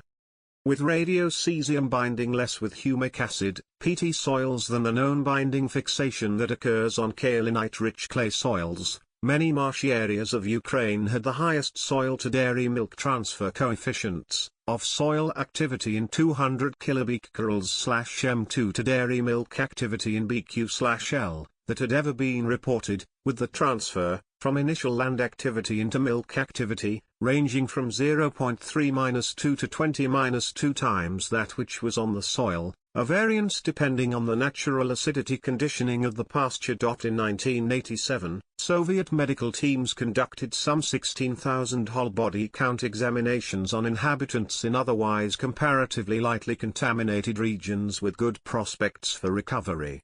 This was to determine the effect of banning local food and using only food imports on the internal body burden of radionuclides in inhabitants. Concurrent agricultural countermeasures were used when cultivation did occur, to further reduce the soil-to-human transfer as much as possible. The expected highest body activity was in the first few years, where the unabated ingestion of local food, primarily milk, resulted in the transfer of activity from soil to body. After the dissolution of the Soviet Union, the now reduced-scale initiative to monitor human body activity in these regions of Ukraine recorded a small and gradual half-decade-long rise in internal committed dose before returning to the previous trend of observing ever lower body counts each year. This momentary rise is hypothesized to be due to the cessation of the Soviet food imports together with many villagers returning to older dairy food cultivation practices and large increases in wild berry and mushroom foraging, the latter of which have similar peaty soil to fruiting body, radio-cesium transfer coefficients. In a 2007 paper, a robot sent into the No. 4 reactor returned with samples of black, melanin-rich radiotrophic fungi that grow on the reactor's walls. Of the 440,350 wild boar killed in the 2010 hunting season in Germany, approximately 1,000 were contaminated with levels of radiation above the permitted limit of 600 becquerels of cesium per kilogram of dry weight, due to residual radioactivity from Chernobyl. While all animal meat contains a natural level of potassium-40 at a similar level of activity, with both wild and farm animals in Italy containing 415 ±56 becquerels kg-1 dW of that naturally occurring gamma emitter. Because Elaphomyces fungal species bioaccumulate radiocesium, boars of the Bavarian forest that consume these deer truffles are contaminated at higher levels than their environment's soil. Given that nuclear weapons release a higher 135C/137C ratio than nuclear reactors, the high 135C content in these boars suggests that their radiological contamination can be largely attributed to the Soviet Union's nuclear weapons testing in Ukraine, which peaked during the late 1950s and early 1960s. In 2015, long-term empirical data showed no evidence of a negative influence of radiation on mammal abundance. Precipitation on distant high ground. On high ground, such as mountain ranges, there is increased precipitation due to adiabatic cooling. This resulted in localized concentrations of contaminants on distant areas, higher in BQ/M2 values to many lowland areas much closer to the source of the plume. This effect occurred on high ground in Norway and the UK. Norway. The Norwegian Agricultural Authority reported that in 2009, a total of 18,000 livestock in Norway required uncontaminated feed for a period before slaughter, to ensure that their meat had an activity below the government-permitted value of cesium per kilogram deemed suitable for human consumption. This contamination was due to residual radioactivity from Chernobyl in the mountain plants they graze on in the wild during the summer. 1,914 sheep required uncontaminated feed for a time before slaughter during 2012, with these sheep located in only 18 of Norway's municipalities, a decrease from the 35 municipalities in 2011 and the 117 municipalities affected during 1986. The after-effects of Chernobyl on the mountain lamb industry in Norway were expected to be seen for a further 100 years, although the severity of the effects would decline over that period. Scientists report this is due to radioactive cesium-137 isotopes being taken up by fungi such as Cortinarius caparatus, which is in turn eaten by sheep while grazing. United Kingdom. The United Kingdom restricted the movement of sheep from upland areas when radioactive cesium-137 fell across parts of Northern Ireland, Wales, Scotland, and Northern England. In the immediate aftermath of the disaster in 1986, the movement of a total of 4,225,000 sheep was restricted across a total of 9,700 farms, to prevent contaminated meat entering the human food chain. The number of sheep and the number of farms affected has decreased since 1986. Northern Ireland was released from all restrictions in 2000, and by 2009, 369 farms containing around 190,000 sheep remained under the restrictions in Wales, Cumbria, and northern Scotland. The restrictions applying in Scotland were lifted in 2010, while those applying to Wales and Cumbria were lifted during 2012, meaning no farms in the UK remain restricted because of Chernobyl fallout. The legislation used to control sheep movement and compensate farmers were latterly compensated per animal to cover additional costs in holding animals prior to radiation monitoring, was revoked during October and November 2012, by the relevant authorities in the UK. Had restrictions in the UK not occurred, a heavy consumer of lamb meat would likely have received a dose of 4.1 millisieverts over a lifetime. Human impact. Acute radiation effects and immediate aftermath. The only known, causal deaths from the accident involved workers in the plant and firefighters. The reactor explosion killed 2 engineers and burned 2 others. Among the 237 workers hospitalized, 134 of those exhibited symptoms of acute radiation syndrome, including 1 disputed case. 28 died within 3 months, all of whom were hospitalized for ARS, and 26 were among the 56 patients hospitalized for burns. Among the fatalities in the acute phase, approximately 3 months, all but 1 were hospitalized for grade 3 or 4 ARS. 15 out of 22 with grade 3 ARS survived. Only 1 out of 21 with grade 4 ARS survived. Some sources report a total initial fatality of 31, which includes 1 additional death caused by coronary thrombosis attributed to stress or coincidence, but this occurred off-site. There were fishermen on the reservoir a half-kilometer from the reactor to the east. Of these, 2 shore fishermen, Protasov and Pustavovat, are said to have sustained doses estimated at 400 Röntgens and vomited, but survived. The majority of Pripyat residents slept through the distant sound of the explosion, including station engineer Broyce, who only became aware at 6 a.m., the beginning of his shift. He was later taken to hospital and, while there, made the acquaintance of a teen who had ventured out alone by bike to watch the roof fires during the night, stopping and viewing the scene at the Bridge of Death 51.3949 degrees north 30.0695 degrees east. The cyclist was treated and released from hospital, remaining in touch with Broyce as of 2019. Most serious cases of ARS were treated with the assistance of American specialist Robert Peter Gale, who documented a first-of-its-kind treatment and supervised bone marrow transplant procedures which were unsuccessful. In 2019, Gale wrote a letter to correct the popularized, though egregious, portrayal of his patients as dangerous to visitors. All those who died were station operators and firefighters, over half of which were from the continued wearing of dusty-soaked uniforms, causing beta burns to cover large areas of skin. In the first few minutes to days, the beta to gamma energy ratio is some 30 to 1. Owing to the large area of burned skin and sensitivity of the gastrointestinal tract, bacterial infection was and remains the overarching concern to those affected with ARS. As a leading cause of death, quarantine from the outside environment is a part of the normal treatment protocol. Many surviving firefighters continue to have skin that is atrophied, spider-veined with underlying fibrosis due to experiencing extensive beta burns. Long-term impact. In the 10 years following the accident, 14 more people who had been initially hospitalized died of various causes mostly unrelated to radiation exposure. Only 2 were the result of myelodysplastic syndrome. Scientific consensus, in the form of the Chernobyl Forum, suggests that, although unexpected, there has been no statistically significant increase in the incidence rate of solid cancers among rescue workers.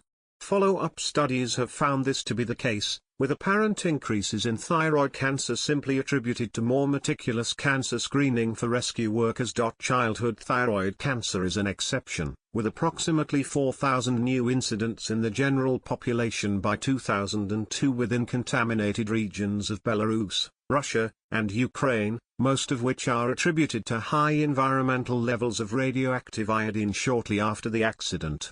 The recovery rate is 99%, with only 15 terminal cases, 9 deaths, at the time of the report. There has been no increase in mutation rate among children of the liquidators or general population living in the contaminated areas. From this same report is a commonly cited estimate for potential future cancer fatalities which speculated that, at worst, 4,000 additional cancer-related fatalities were to be expected. Psychosomatic illness and post-traumatic stress, resulting from widespread fear of radiological disease, is a greater issue impacting many more with lethal health effects, especially as it receives relatively little attention. People who believe they or others have been impacted by radiological illness, erroneous or otherwise, exhibit greater issues with feelings of no control or fatalistic/pessimistic outlooks, leading to harmful behaviors, such as a lack of initiative to treat diseases. Such fears are strengthened by poor public understanding of the effects of radiation. Whether the area was publicly announced as a contaminated area is a better predictor of general health than the contamination itself. Resettlement status is an even stronger predictor. The residents of contaminated regions who were evacuated and resettled into uncontaminated regions can be compared with the residents who remained in the contaminated regions. Resettled citizens erroneously believed they had an illness, related to radiation exposure, more often than citizens who remained in the contaminated regions. This brings into question the effectiveness of resettlement. By 2000, the number of Ukrainians claiming to be radiation sufferers and receiving state benefits had jumped to 3.5 million, or 5% of the population. Many are populations resettled from contaminated zones or former or current Chernobyl plant workers. 4 to 5 there was and remains a motivated push to achieve sufferer status as it gives access to state benefits and medical services otherwise not available.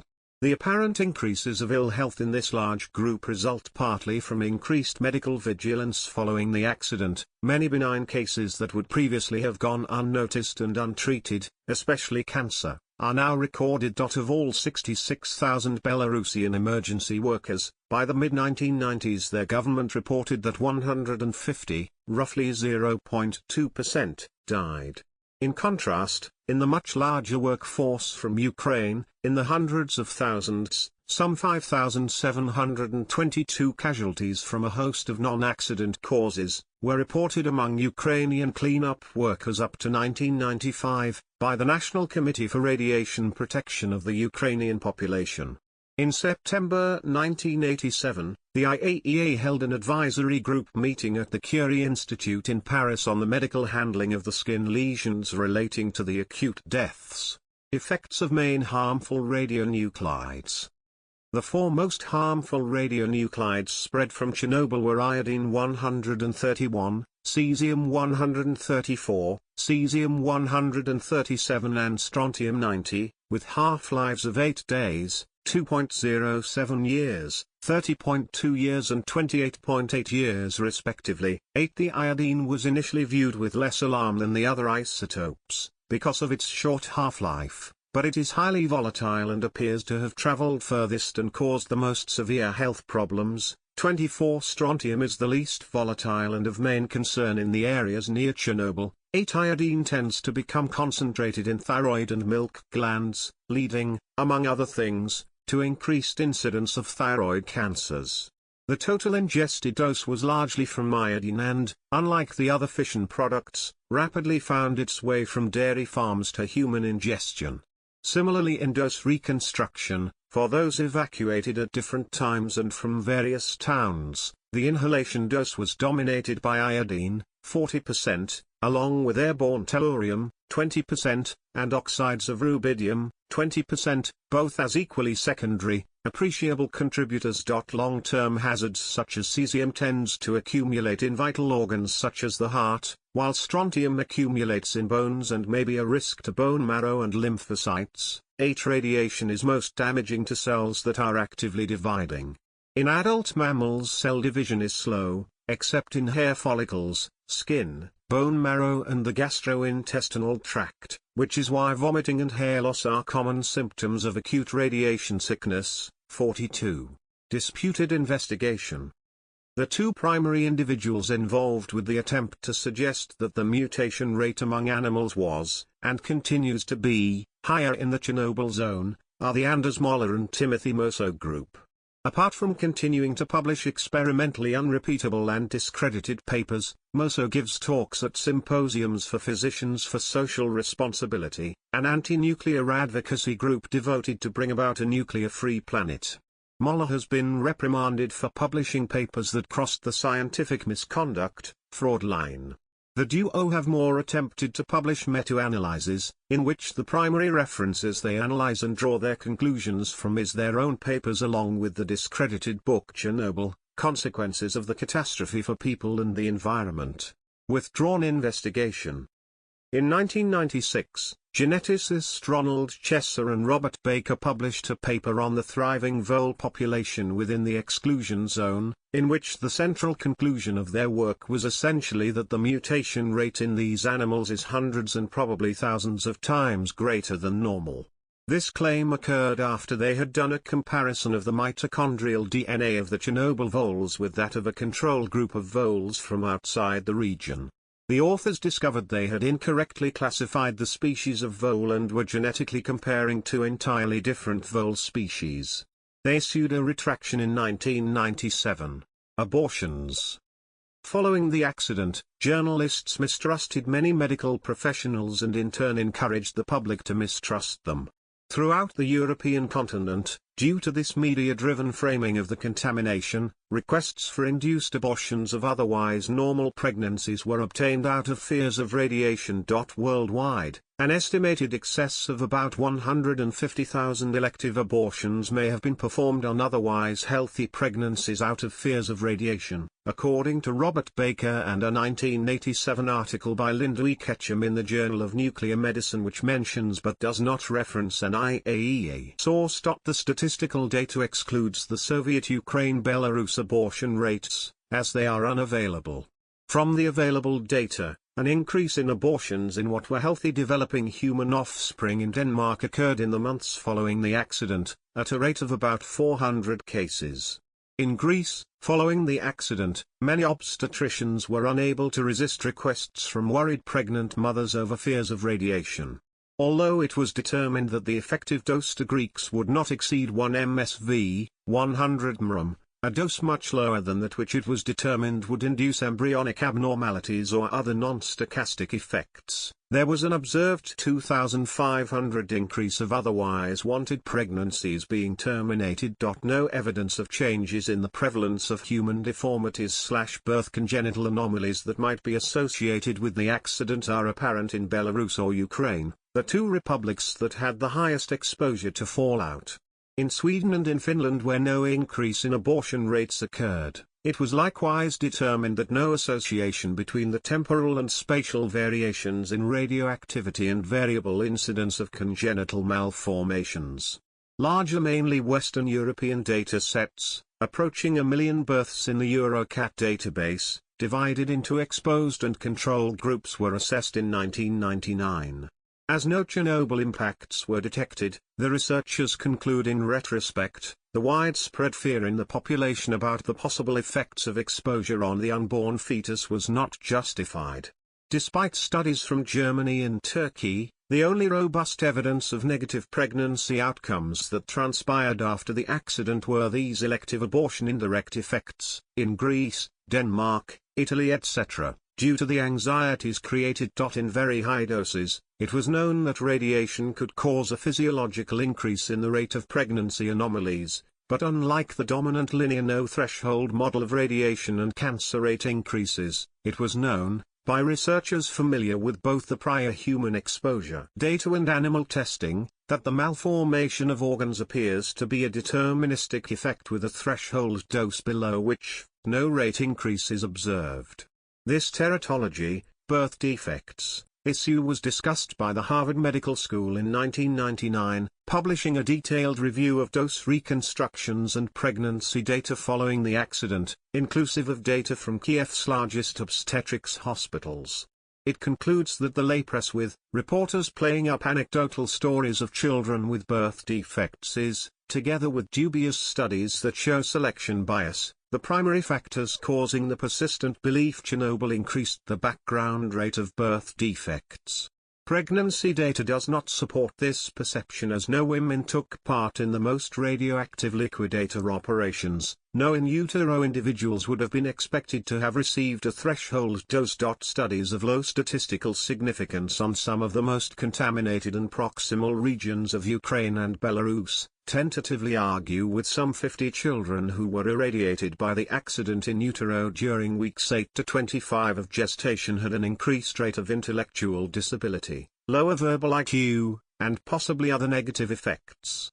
These findings may be due to confounding factors or annual variations in random chance. The Chernobyl liquidators, essentially an all-male civil defense emergency workforce, would go on to father normal children, without an increase in developmental anomalies or a statistically significant increase in the frequencies of germline mutations in their progeny. This normality is similarly seen in the children of the survivors of the Goiânia accident. A 2021 study based on whole genome sequencing of children of parents employed as liquidators indicated no transgenerational genetic effects of exposure of parents to ionizing radiation. Cancer assessments. A report by the International Atomic Energy Agency examines the environmental consequences of the accident. The United Nations Scientific Committee on the Effects of Atomic Radiation has estimated a global collective dose of radiation exposure from the accident equivalent on average to 21 additional days of world exposure to natural background radiation. Individual doses were far higher than the global mean among those most exposed, including 530,000 primarily male recovery workers, the Chernobyl liquidators, who averaged an effective dose equivalent to an extra 50 years of typical natural background radiation exposure each. Estimates of deaths that will eventually result from the accident vary enormously. Disparities reflect lack of solid scientific data and different methodologies used to quantify mortality, whether the discussion is confined to specific geographical areas or extends worldwide, and whether the deaths are immediate, short-term, or long-term. In 1994, 31 deaths were directly attributed to the accident, all among the reactor staff and emergency workers. The Chernobyl Forum predicts that the eventual death toll could reach 4,000 among those exposed to the highest levels of radiation, 200,000 emergency workers, 116,000 evacuees and 270,000 residents of the most contaminated areas. This figure is a total causal death toll prediction, combining the deaths of approximately 50 emergency workers who died soon after the accident from acute radiation syndrome, 15 children who have died of thyroid cancer, and a predicted total of 3,935 deaths from radiation-induced cancer and leukemia. In a paper in the International Journal of Cancer in 2006, the authors expanded the discussion on those exposed to all of Europe. They stated, without entering into a discussion on deaths, that in terms of total excess cancers attributed to the accident, the risk projections suggest that by now Chernobyl may have caused about 1,000 cases of thyroid cancer and 4,000 cases of other cancers in Europe, representing about 0.01% of all incident cancers since the accident.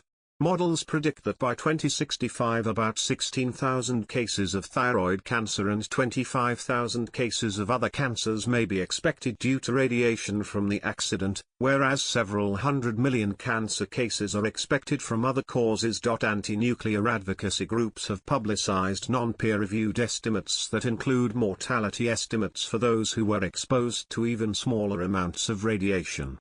The Union of Concerned Scientists, UCS, calculated that, among the hundreds of millions of people exposed worldwide, there will be an eventual 50,000 excess cancer cases, resulting in 25,000 excess cancer deaths, excluding thyroid cancer.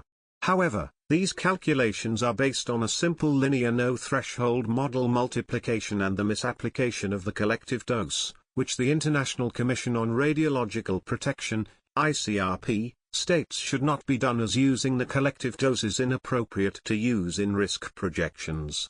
Along similar lines to the UCS approach, The 2006 Torch report, commissioned by the European Greens political party, likewise simplistically calculates an eventual 30,000 to 60,000 excess cancer deaths in total, around the globe. Yet the death rate from thyroid cancer has remained the same as prior to the technology. For these and other reasons, it is suggested that no reliable increase has been detected in the environs of Chernobyl, that cannot otherwise be explained as an artifact of the globally well-documented screening effect. In 2004, the UN collaborative, Chernobyl Forum, revealed thyroid cancer among children to be one of the main health impacts from the Chernobyl accident. This is due to the ingestion of contaminated dairy products, along with the inhalation of the short-lived, highly radioactive isotope, iodine-131. In that publication, more than 4,000 cases of childhood thyroid cancer were reported. It is important to note that there was no evidence of an increase in solid cancers or leukemia. It said that there was an increase in psychological problems among the affected population. The WHO's radiation program reported that the 4,000 cases of thyroid cancer resulted in 9 deaths. According to the United Nations Scientific Committee on the Effects of Atomic Radiation, up to the year 2005, an excess of more than 6,000 cases of thyroid cancer had been reported. That is, over the estimated pre-accident baseline thyroid cancer rate, more than 6,000 casual cases of thyroid cancer have been reported in children and adolescents exposed at the time of the accident, a number that is expected to increase. They concluded that there is no other evidence of major health impacts from the radiation exposure. Well-differentiated thyroid cancers are generally treatable, and when treated the 5-year survival rate of thyroid cancer is 96%, and 92% after 30 years. The United Nations Scientific Committee on the Effects of Atomic Radiation had reported 15 deaths from thyroid cancer in 2011. The International Atomic Energy Agency, IAEA, also states that there has been no increase in the rate of birth defects or abnormalities, or solid cancers, such as lung cancer, corroborating the assessments by the UN committee. UNSCEAR raised the possibility of long-term genetic defects, pointing to a doubling of radiation-induced mini-satellite mutations among children born in 1994. However, the risk of thyroid cancer associated with the Chernobyl accident is still high according to published studies. The German affiliate of the Anti-Nuclear Energy Organization, the International Physicians for the Prevention of Nuclear War, suggest that 10,000 people are affected by thyroid cancer as of 2006, and that 50,000 cases are expected in the future. Other disorders. Fred Mettler, a radiation expert at the University of New Mexico, puts the number of worldwide cancer deaths outside the highly contaminated zone at perhaps 5,000, for a total of 9,000 Chernobyl-associated fatal cancers, saying the number is small, representing a few percent, relative to the normal spontaneous risk of cancer, but the numbers are large in absolute terms. The same report outlined studies based on data found in the Russian registry from 1991 to 1998 that suggested that of 61,000 Russian workers exposed to an average dose of 107 millisieverts, about of all fatalities that occurred may have been due to radiation exposure. The report went into depth about the risks to mental health of exaggerated fears about the effects of radiation. According to the IAEA, the designation of the affected population as victims rather than survivors has led them to perceive themselves as helpless, weak and lacking control over their future. The IAEA says that this may have led to behavior that has caused further health effects. Fred Mettler commented that 20 years later, the population remains largely unsure of what the effects of radiation actually are and retain a sense of foreboding. A number of adolescents and young adults who have been exposed to modest or small amounts of radiation feel that they are somehow fatally flawed and there is no downside to using illicit drugs or having unprotected sex. To reverse such attitudes and behaviors will likely take years, although some youth groups have begun programs that have promise. In addition, disadvantaged children around Chernobyl experience health problems that are attributable not only to the Chernobyl accident, but also to the poor state of post-Soviet health systems. The United Nations Scientific Committee on the Effects of Atomic Radiation, UNSCEAR, part of the Chernobyl Forum, have produced their own assessments of the radiation effects. UNSCEAR was set up as a collaboration between various United Nations bodies, including the World Health Organization, after the atomic bomb attacks on Hiroshima and Nagasaki, to assess the long-term effects of radiation on human health. Possibly due to the Chernobyl disaster in January 1987 an unusually high number of cases of Down syndrome were reported in the Republic of Belarus, but there was no subsequent upward trend in incidence. Long-term radiation deaths. The number of potential deaths arising from the Chernobyl disaster is heavily debated. The World Health Organization's prediction of 4,000 future cancer deaths in surrounding countries is based on the linear no threshold model, LNT, which assumes that the damage inflicted by radiation at low doses is directly proportional to the dose. Radiation epidemiologist Roy Shaw contends that estimating health effects in a population from the LNT model is not wise because of the uncertainties. According to the Union of Concerned Scientists, the number of excess cancer deaths worldwide, including all contaminated areas, is approximately 27,000 based on the same LNT. Another study critical of the Chernobyl Forum report was commissioned by Greenpeace, which asserted that the most recently published figures indicate that in Belarus, Russia and Ukraine the accident could have resulted in 10,000 to 200,000 additional deaths in the period between 1990 and 2004. The scientific secretary of the Chernobyl Forum criticized the report's reliance on non-peer-reviewed locally produced studies. Although most of the study's sources were from peer-reviewed journals, including many Western medical journals, the higher mortality estimates were from non-peer-reviewed sources, while Gregory Hartill, spokesman for the WHO, suggested that the conclusions were motivated by ideology. Chernobyl, Consequences of the Catastrophe for People and the Environment is a 2007 Russian publication that concludes that there were 985,000 premature deaths as a consequence of the radioactivity released. The results were criticized by M.I. Belonov from the Institute of Radiation Hygiene in St. Petersburg, Russia, who described them as biased, drawing from sources that were difficult to independently verify and lacking a proper scientific base. Balanoff expressed his opinion that the authors unfortunately did not appropriately analyze the content of the Russian-language publications, for example, to separate them into those that contain scientific evidence and those based on hasty impressions and ignorant conclusions. According to U.S. Nuclear Regulatory Commission member and professor of health physics Kenneth Mossman, the LNT philosophy is overly conservative, and low-level radiation may be less dangerous than commonly believed. Yoshihisa Matsumoto, a radiation biologist at the Tokyo Institute of Technology, cites laboratory experiments on animals to suggest there must be a threshold dose below which DNA repair mechanisms can completely repair any radiation damage.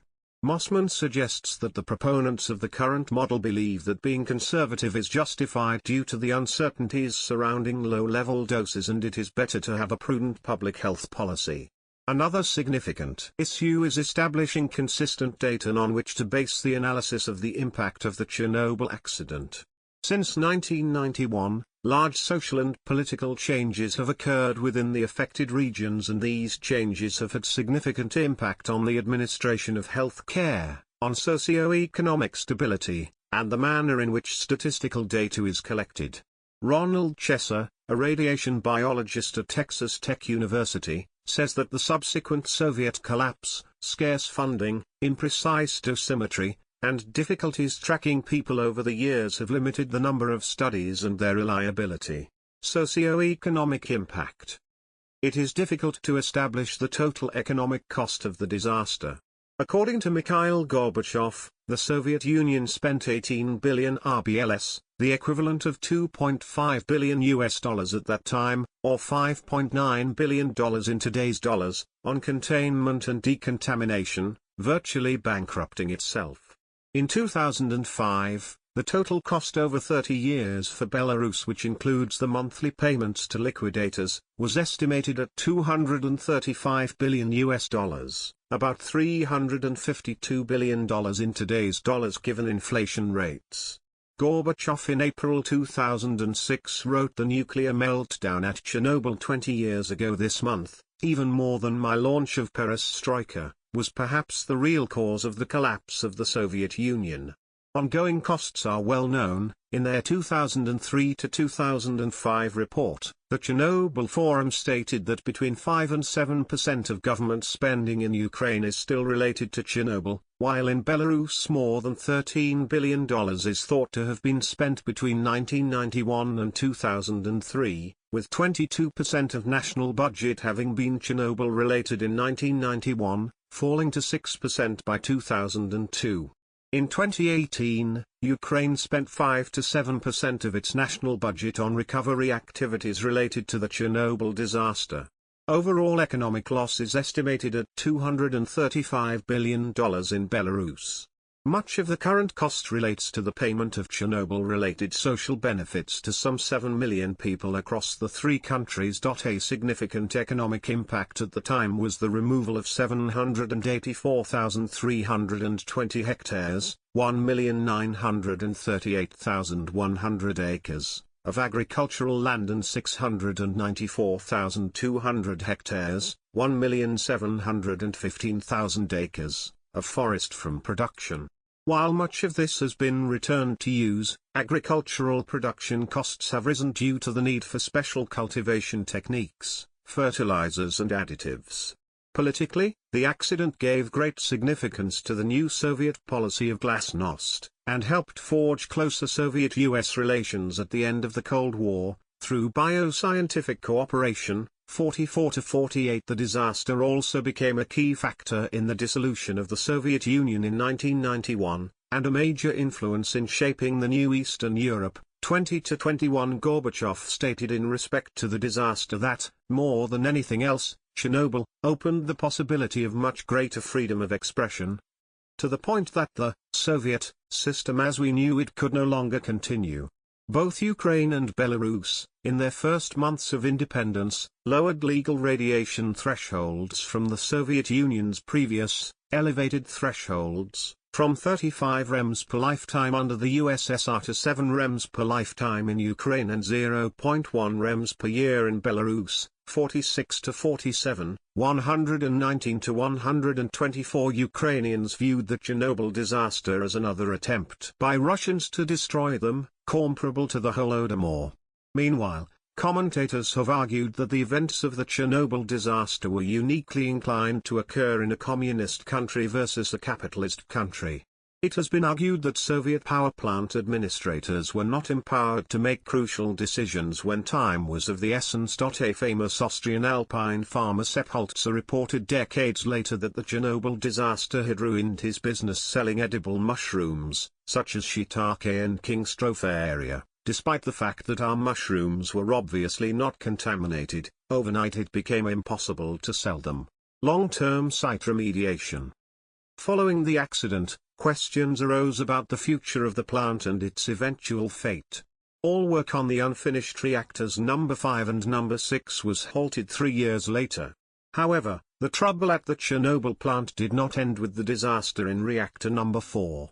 The damaged reactor was sealed off and 200 cubic meters, 260 cubic yards, of concrete was placed between the disaster site and the operational buildings.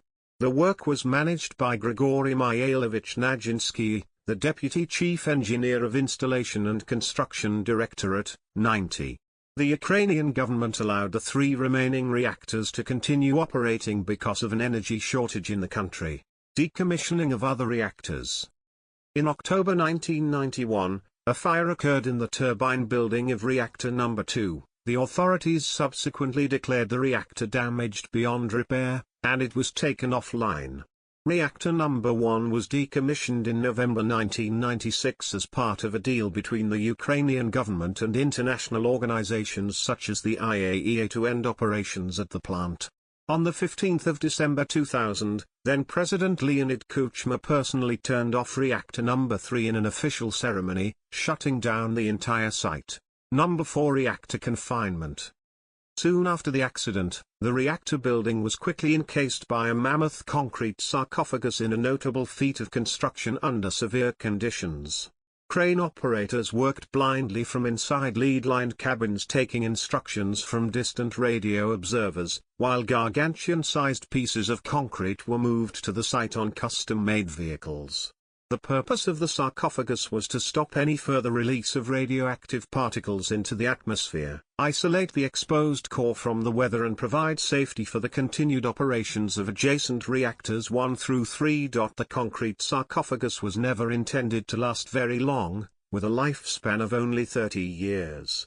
On the 12th of February 2013, a 600 square meters, 6,500 square feet, section of the roof of the turbine building collapsed, adjacent to the sarcophagus, causing a new release of radioactivity and temporary evacuation of the area. At first it was assumed that the roof collapsed because of the weight of snow, however the amount of snow was not exceptional, and the report of a Ukrainian fact-finding panel concluded that the collapse was the result of sloppy repair work and aging of the structure. Experts warned the sarcophagus itself was on the verge of collapse. In 1997, the International Chernobyl Shelter Fund was founded to design and build a more permanent cover for the unstable and short-lived sarcophagus. It received €864 million from international donors in 2011 and was managed by the European Bank for Reconstruction and Development, EBRD. The new shelter was named the New Safe Confinement and construction began in 2010. It is a metal arch 105 meters, 344 feet, high and spanning 257 meters, 843 feet, built on rails adjacent to the Reactor No. 4 building so that it could be slid over the top of the existing sarcophagus. The new safe confinement was completed in 2016 and slid into place over top the sarcophagus on the 29th of November. The huge steel arch was moved into place over several weeks. Unlike the original sarcophagus, the new safe confinement is designed to allow the reactor to be safely dismantled using remotely operated equipment. Waste management. Used fuel from Units 1 to 3 was stored in the unit's cooling ponds, and in an interim spent fuel storage facility pond, ISF1, which now holds most of the spent fuel from Units 1 to 3, allowing those reactors to be decommissioned under less restrictive conditions. Approximately 50 of the fuel assemblies from Units 1 and 2 were damaged and required special handling. Moving fuel to ISF1 was thus carried out in 3 stages. Fuel from Unit 3 was moved first, then all undamaged fuel from Units 1 and 2, and finally the damaged fuel from Units 1 and 2. Fuel transfers to ISF1 were completed in June 2016. A need for larger, longer-term radioactive waste management at the Chernobyl site is to be fulfilled by a new facility designated ISF2. This facility is to serve as dry storage for used fuel assemblies from Units 1 to 3 and other operational wastes, as well as material from decommissioning Units 1 to 3, which will be the first RBMK units decommissioned anywhere. A contract was signed in 1999 with RevNP, now Framatome, for construction of ISF2. In 2003, after a significant part of the storage structures had been built, technical deficiencies in the design concept became apparent. In 2007, Areva withdrew and Holtec International was contracted for a new design and construction of ISF2. The new design was approved in 2010, work started in 2011, and construction was completed in August 2017. ISF2 is the world's largest nuclear fuel storage facility, expected to hold more than 21,000 fuel assemblies for at least 100 years. The project includes a processing facility able to cut the RBMK fuel assemblies and to place the material in canisters, to be filled with inert gas and welded shut. The canisters are then to be transported to dry storage vaults, where the fuel containers will be enclosed for up to 100 years. Expected processing capacity is 2,500 fuel assemblies per year. Fuel-containing materials. According to official estimates, about 95% of the fuel in Reactor No. 4 at the time of the accident, about 180 tons, 180 long tons, 200 short tons, remains inside the shelter, with a total radioactivity of nearly 18 million curies, 670 pbq. The radioactive material consists of core fragments, dust, and lava-like fuel-containing materials, FCM, also called corium, that flowed through the reactor building before hardening into a ceramic form. 3 different lavas are present in the basement of the reactor building: black, brown, and a porous ceramic. The lava materials are silicate glasses with inclusions of other materials within them. The porous lava is brown lava that dropped into water and thus cooled rapidly. It is unclear how long the ceramic form will retard the release of radioactivity. From 1997 to 2002, a series of published papers suggested that the self-irradiation of the lava would convert all 1,200 tons, 1,200 long tons, 1,300 short tons, into a submicrometer and mobile powder within a few weeks. It has been reported that the degradation of the lava is likely to be a slow, gradual process, rather than sudden and rapid. The same paper states that the loss of uranium from the reactor is only 10 kilograms, 22 pounds, per year. This low rate of uranium leaching suggests that the lava is resisting its environment. The paper also states that when the shelter is improved, the leaching rate of the lava will decrease. As of 2021, some fuel had already degraded significantly. The famous elephant's foot, which originally was so hard that it required the use of an armor-piercing AK-47 round to remove a chunk, had softened to a texture similar to sand. Prior to the completion of the new safe confinement building, rainwater acted as a neutron moderator, triggering increased fission in the remaining materials, risking criticality. Gadolinium nitrate solution was used to quench neutrons to slow the fission. Even after completion of the building, fission reactions may be increasing. Scientists are working to understand the cause and risks. While neutron activity has declined across most of the destroyed fuel, from 2017 until late 2020 a doubling in neutron density was recorded in the sub-reactor space, before leveling off in early 2021. This indicated increasing levels of fission as water levels dropped, the opposite of what had been expected, and atypical compared to other fuel-containing areas. The fluctuations have led to fears that a self-sustaining reaction could be created, which would likely spread more radioactive dust and debris throughout the new safe confinement, making future cleanup even more difficult. Potential solutions include using a robot to drill into the fuel and insert boron carbide control rods. In early 2021, a SICH NPP press release stated that the observed increase in neutron densities had leveled off since the beginning of that year. Exclusion zone. The exclusion zone was originally an area with a radius of 30 kilometers, 19 miles, in all directions from the plant, but was subsequently greatly enlarged to include an area measuring approximately 2,600 square kilometers, 1,000 square miles, officially called the Zone of Alienation. The area has largely reverted to forest and was overrun by wildlife due to the lack of human competition for space and resources. Mass media sources have provided a variety of generalized estimates for when the zone could be considered habitable again. These informal estimates have ranged from approximately 300 years, corresponding to 10 half-lives of the widespread radionuclides cesium-137 and strontium-90, to multiples of 20,000 years, referring to the half-life of plutonium-239, which contaminates the central portion of the zone. In the years following the disaster, residents known as SO mostly illegally returned to their abandoned homes to regain their lives. Most people are retired and survive mainly from farming and packages delivered by visitors. As of 2016, 187 locals had returned to the zone and were living permanently there. In 2011, Ukraine opened the sealed zone around the Chernobyl reactor to tourists wishing to learn more about the 1986 tragedy. Serhiy Myrny, a radiation reconnaissance officer at the time of the accident, and now an academic at National University of Kyiv Mihailo Academy, has written about the psychological and physical effects on survivors and visitors, and worked as an advisor to Chernobyl tourism groups. Forest fire concerns.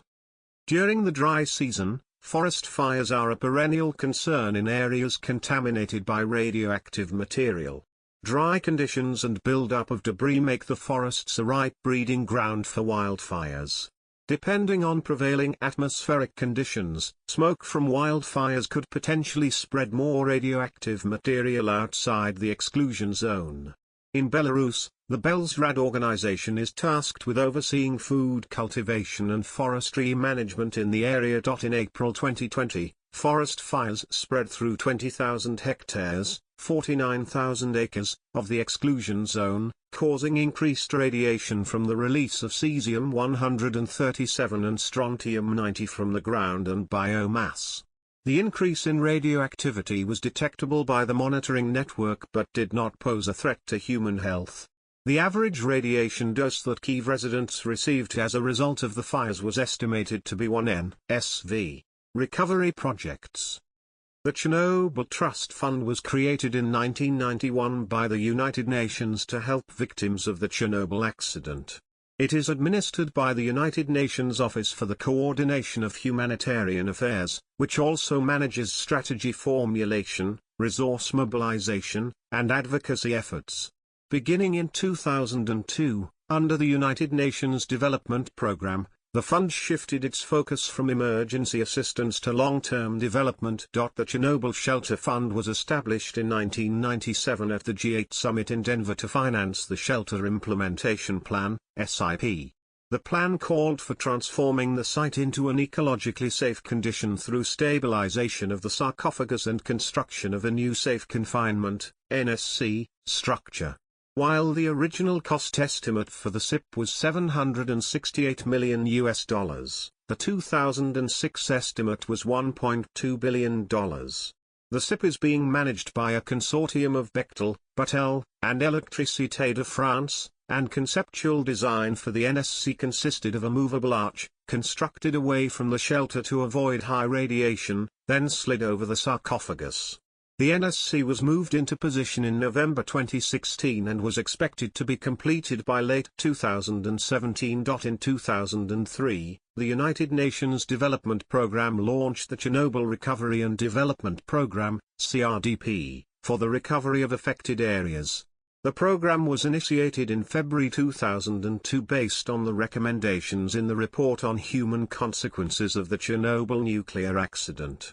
The main goal of the CRDP was supporting the government of Ukraine in mitigating long-term social, economic, and ecological consequences of the Chernobyl catastrophe.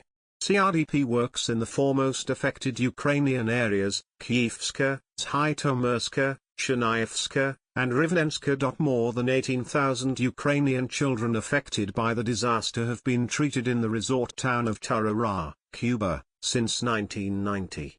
The international project on the health effects of the Chernobyl accident was created and received $20 million, mainly from Japan, in hopes of discovering the main cause of health problems due to iodine-131 radiation. These funds were divided among Ukraine, Belarus, and Russia, the three most affected countries, for further investigation of health effects. As there was significant corruption in former Soviet countries, most of the foreign aid was given to Russia, and no results from the funding were demonstrated. Nuclear debate. The Chernobyl accident attracted a great deal of interest. Because of the distrust that many people had in the Soviet authorities, which engaged in a major cover-up of the disaster, a great deal of debate about the situation at the site occurred in the First World during the early days of the event. Because of defective intelligence based on satellite imagery, it was thought that Unit Number 3 had also had a dire accident. Journalists mistrusted many professionals, and they in turn encouraged the public to mistrust them. The accident raised already heightened concerns about fission reactors worldwide, and while most concern was focused on those of the same unusual design, hundreds of disparate nuclear reactor proposals, including those under construction at Chernobyl, reactors numbers 5 and 6, were eventually cancelled. With ballooning costs as a result of new nuclear reactor safety system standards and the legal and political costs in dealing with the increasingly hostile/anxious public opinion, there was a precipitous drop in the rate of new reactor construction after 1986. The accident also raised concerns about the cavalier safety culture in the Soviet nuclear power industry, slowing industry growth and forcing the Soviet government to become less secretive about its operating procedures. The government cover-up of the Chernobyl disaster was a catalyst for glasnost, which paved the way for reforms leading to the Soviet collapse. Numerous structural and construction quality issues, as well as deviations from the original plant design, had been known to the KGB since at least 1973 and passed on to the Central Committee, which took no action and classified the information. In Italy, the Chernobyl accident was reflected in the outcome of the 1987 referendum. As a result of that referendum, Italy began phasing out its nuclear power plants in 1988, a decision that was effectively reversed in 2008. A 2011 referendum reiterated Italians' strong objections to nuclear power, thus abrogating the government's 2008 decision. In Germany, the Chernobyl accident led to the creation of a federal environment ministry, after several states had already created such a post. The post has been held, among others, by Angela Merkel, who would later become leader of the opposition and then chancellor. The German environmental minister was given the authority over reactor safety as well, a responsibility the current minister still holds today. The Chernobyl disaster is also credited with strengthening the anti-nuclear movement in Germany, which culminated in the decision to end the use of nuclear power made by the 1998 to 2005 Schroeder government.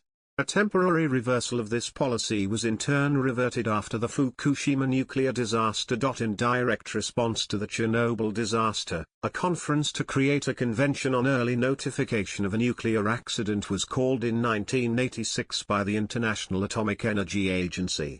The resulting treaty has bound signatory member states to provide notification of any nuclear and radiation accidents that occur within its jurisdiction that could affect other states, along with the Convention on Assistance in the case of a nuclear accident or radiological emergency. The Chernobyl disaster, along with the Space Shuttle Challenger disaster, the 3 Mile Island accident, and the Bhopal disaster have been used together as case studies, both by the US government and by third parties, in research concerning the root causes of such disasters, such as sleep deprivation and mismanagement. Cultural impact. The Chernobyl tragedy has inspired many artists across the world to create works of art, animation, video games, theater and cinema about the disaster. The HBO series Chernobyl and the book Voices from Chernobyl by the Ukrainian-Belarusian writer Svetlana Alexievich are two well-known works that talk about the catastrophe that destroyed millions of lives. The Ukrainian artist Roman Gumarnyuk created a series of artworks called Pripyat Lights, or Chernobyl Shadows, that includes 30 oil paintings about the Chernobyl accident. The series of artwork was exhibited at the National Fine Art Museum of Kyrgyzstan in Bishkek, the Kazakh State Museum of Arts of Kazakhstan in Almaty, the Vashchenko Art Gallery of Gomel in Belarus, and at the Museum of Chernobyl in Kharkiv in Ukraine in the years 2012 to 2013. The video game SDALKER, Shadows of Chernobyl, released by THQ in 2007, is a first-person shooter set in the exclusion zone. A prequel called SDALKER, Clear Sky, was released in 2008, following with a sequel SDALKER, Call of Pripyat, released in 2010. Finally, the horror film Chernobyl Diaries, released in 2012, is about 6 tourists that hire a tour guide to take them to the abandoned city of Pripyat, where they discover they are not alone. Filmmakers have created documentaries that examine the aftermath of the disaster over the years. Documentaries like the Oscar-winning Chernobyl Heart, released in 2003, explore how radiation affected people living in the area and information about the long-term side effects of radiation exposure over the years that include mental disabilities, physical disabilities, and genetic mutations after the disaster. The Babushkas of Chernobyl, released in 2015, is a documentary that explores the story of the 3 women who decided to return to the exclusion zone after the disaster. In the documentary, the Babushkas show the polluted water, their food from radioactive gardens, and explain how they managed to survive in this exclusion zone despite the radioactive levels of it. The documentary The Battle of Chernobyl, released in 2006, shows a rare original footage a day before the disaster in the city of Pripyat. Then through different methods the documentary goes in depth on the chronological events that led to the explosion of the reactor number 4 and the disaster response in which 50,000 men from Soviet Union engaged to liquidate the radioactivity of the damaged reactor. The critically acclaimed 2019 historical drama television miniseries Chernobyl revolves around the Chernobyl disaster of 1986 and the cleanup efforts that followed. Tourism. In July 2019, Ukrainian President Volodymyr Zelensky announced that the Chernobyl site would become an official tourist attraction. Zelensky said, "We must give this territory of Ukraine a new life," after Chernobyl saw an increase in visitors since the HBO miniseries. Dr. T. Steen, a microbiology and immunology teacher at Georgetown's School of Medicine, recommends tourists to wear clothes and shoes they are comfortable with throwing away. Most importantly, Steen suggests to avoid plant life, especially the depths of the forest due to the high levels of radiation. Because the areas were not cleaned in the aftermath of the disaster, they remain highly contaminated. Research showed that fungus, moss, and mushrooms are radioactive. Drinking or eating from there could be dangerous. Generally speaking, Chernobyl can be a safe place, Dr. Steen said, but it depends on how people behave.